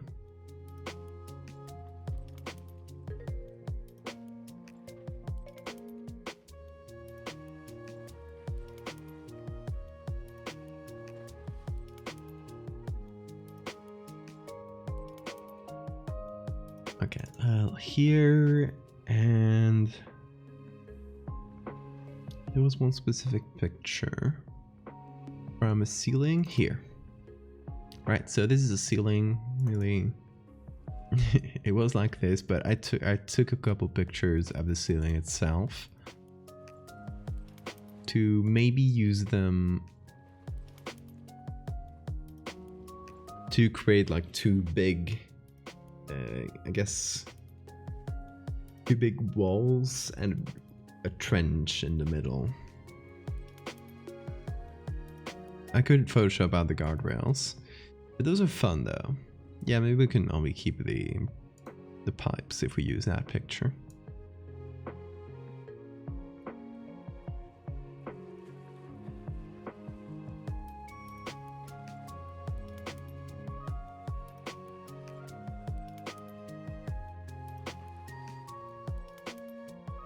Oh, I really gotta go. Yeah, I really overexposed this area in trying to capture the ceiling. Yeah, because it's pure white. Not even the camera has the information. Because usually if you take the raw picture, the camera has more information than your eyes can see. So you can actually change the exposure and recover details that you couldn't otherwise. But in this case, there are too many that are just overexposed to hell. So we won't be able to get that back, but this one is fine, this part.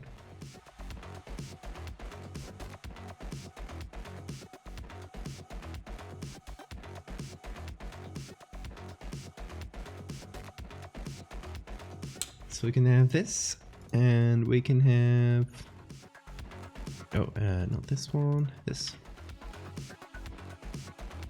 This is the same ceiling, just zoomed out a bit, I think. And again, I overexposed some things, but here we can actually recover way more. Impatient Lyric, thank you for the follow. Here, if we actually reduce the exposure, we can recover pretty much down to that next building over there.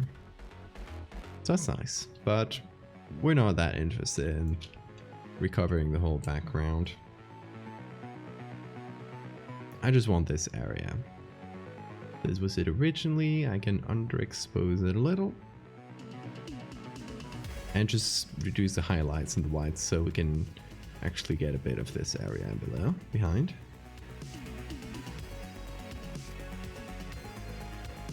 So essentially reduce the contrast quite a bit. And now we can try this.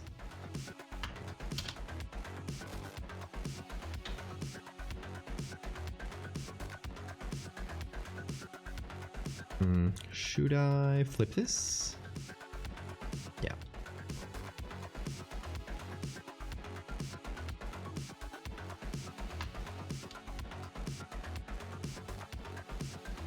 So these together could form a sort of trench.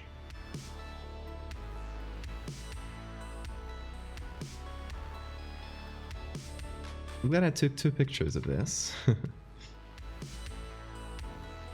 Because that way we do have like slightly different angles that work better than just mirroring the same image twice.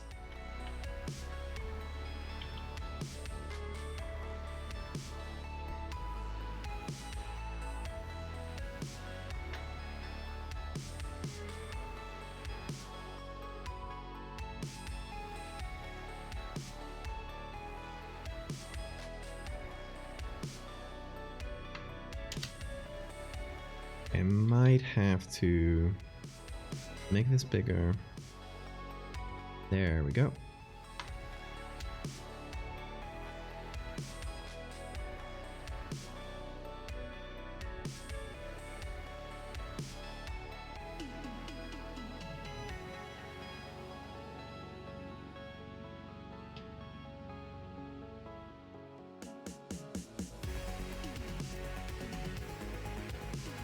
So this trench would be fun to it would be fun to add maybe some pipes going through to show that there's like little walkways connecting one area and the other. Where I would be standing taking this picture, of course. Because I can't fly.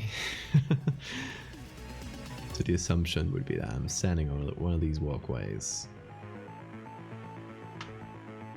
And we could keep the trench going. Like, we could multiply this and just keep it going down the distance. Yeah, we can do something like that.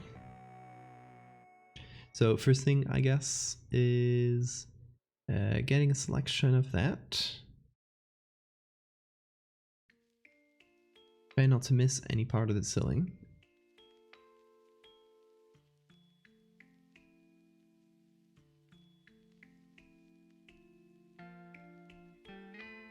I do like Control a lot, it's a great game.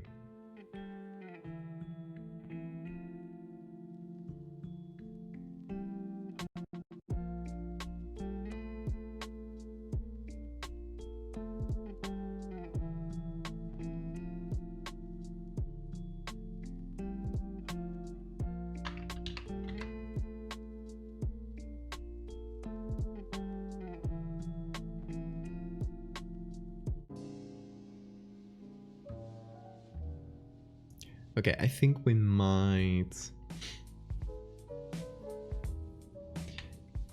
Yeah, because it's already getting a bit late. I know it's my fault in part, because I started late. But, might do like the base of this trench, without adding all the connections between them. And leave it at that, maybe finish that next day. So we actually start with something in our Photoshop instead of starting from scratch on a blank page, as I tend to do.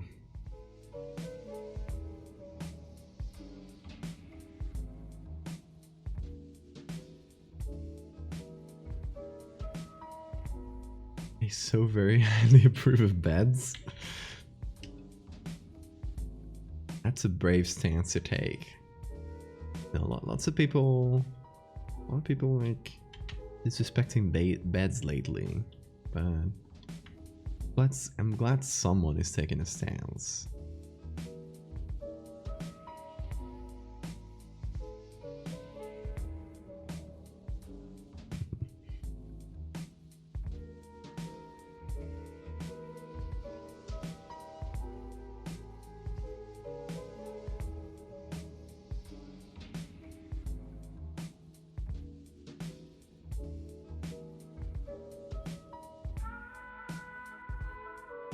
Okay, little things.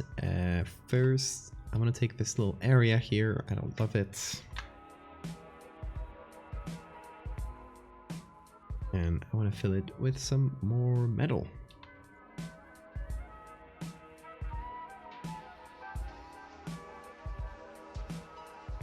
Someone had to say it. So brave for doing it.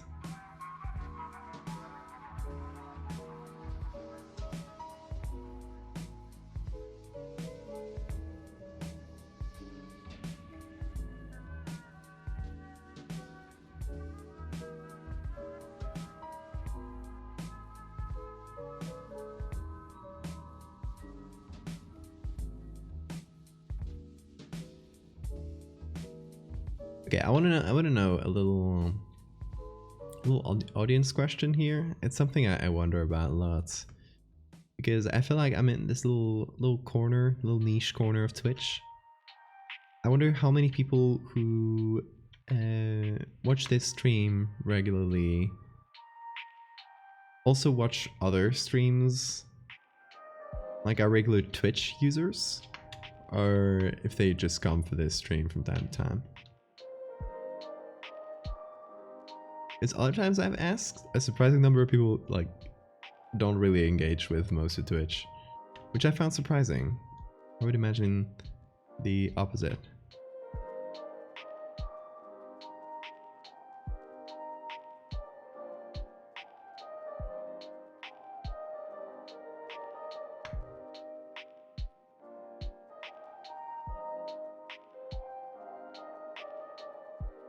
Also, that was a complete tangent as well, so that's 2 tangents in a very quick succession.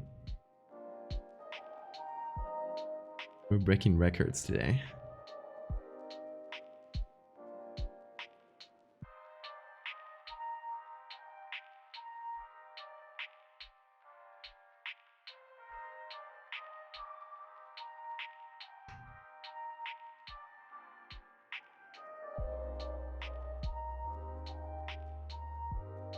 Let me do a copy of this, group it into one layer.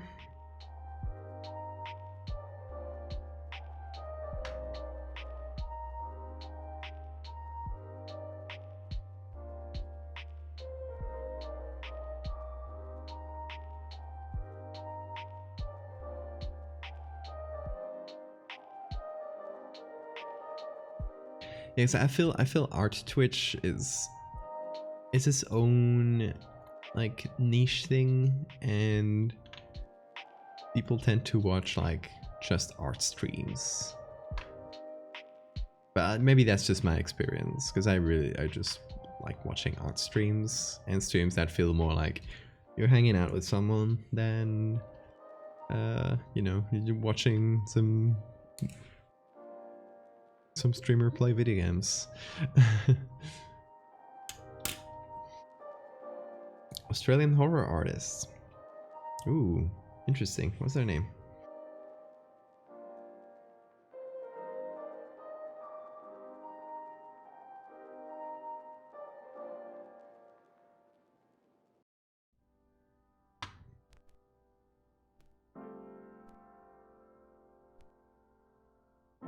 Oh, Big Man, so you're completely new. You didn't, because I assume people tend to know my stuff from Twitter before coming in. But I do forget that people sometimes come from Twitch recommendations. It's just that Twitch's algorithm for recommending is so bad that, you know, most people come from my other socials, from Twitter, which is where I talk about it.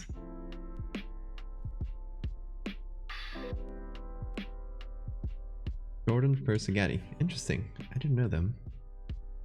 Let me copy that and put it in my little notes.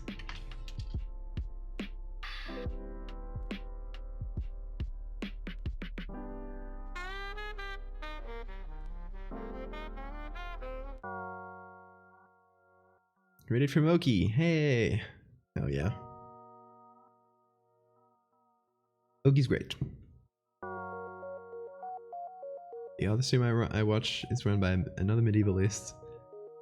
Plays and comments on medieval themed video games. That's great. He really he found his niche, and Oh, they found their niche. That's fantastic.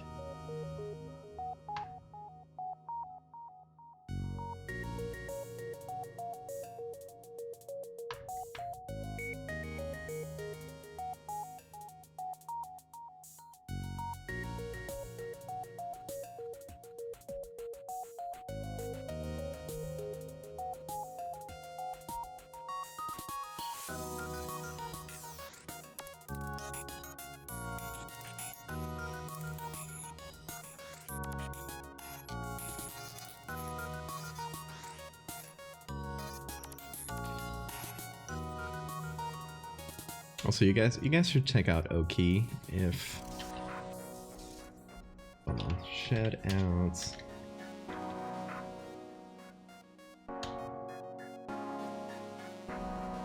Here it is. Oh, thanks for the save reminder. Didn't save this one yet, so I will be Ziggurat 9.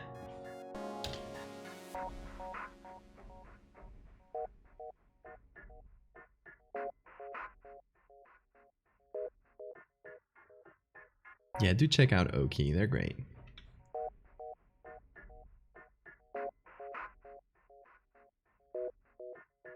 And they also do horror art, so if you like my stuff, you will like theirs.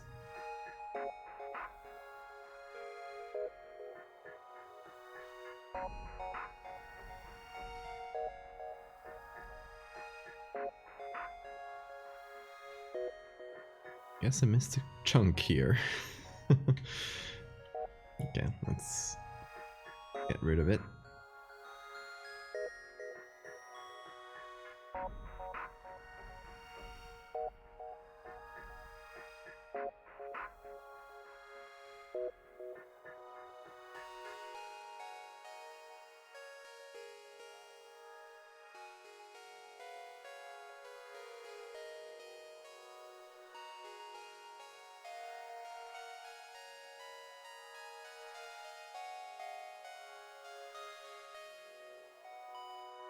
The problem with Oki is they always stream before me, so I never get to raid them.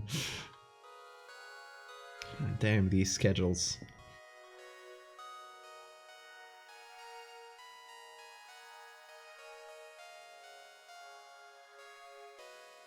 So it always ends up being Oki that raids me.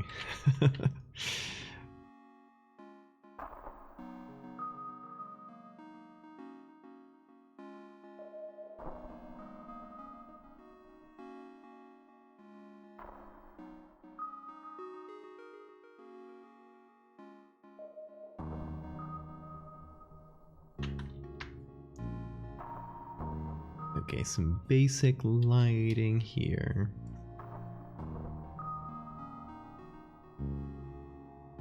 And I guess, I don't know if I should continue the trench, like into the infinite.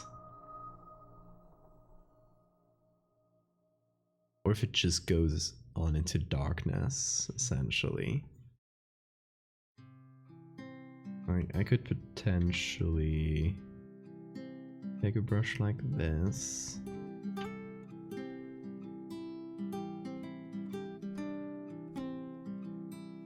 Or maybe even something a bit smarter. Like doing this. Yeah. Or it just goes off into darkness, essentially.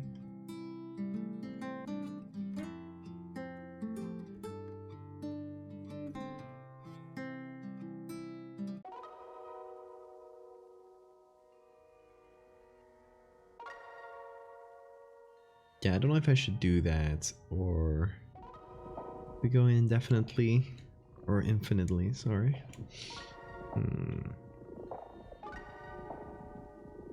This kind of feels cool though.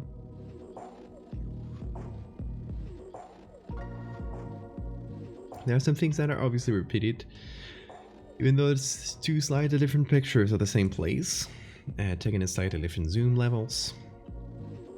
You can see this and this repeats, and this. That's fine.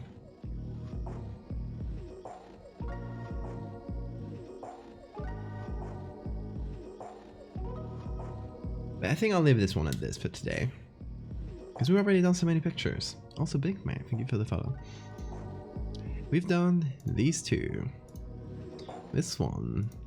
This one. This one. This one. And started this one. So, lots of pictures. 2, 3, 4, 5, 6. And starting on 7th. Thank you so much, Big Man. But yeah, we're far along on this one.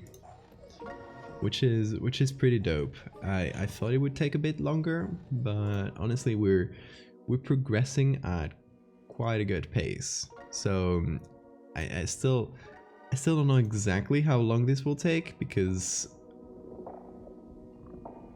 I still haven't like completely figured out the bounds and how many pictures I want to do. But it's still gonna be a few streams at least because we need to do the exit part of this story where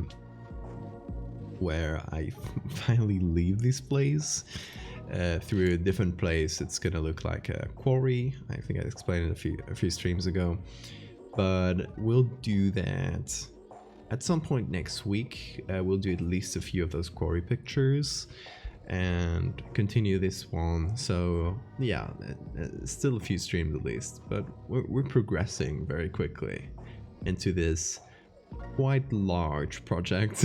It's ballooned and scoped. Hopefully I catch you again sometimes. So Big Man, I stream every Monday, Wednesday and Friday at around 5:30 p.m. Eastern Standard Time, or 10:30 p.m. UTC, or GMT, same thing. Queer Diva List, I love that. I'll check them out. That sounds fun. I will put that in my little stream notes there. Great, check it out. But yeah, thank you everybody. Another productive stream, I would say.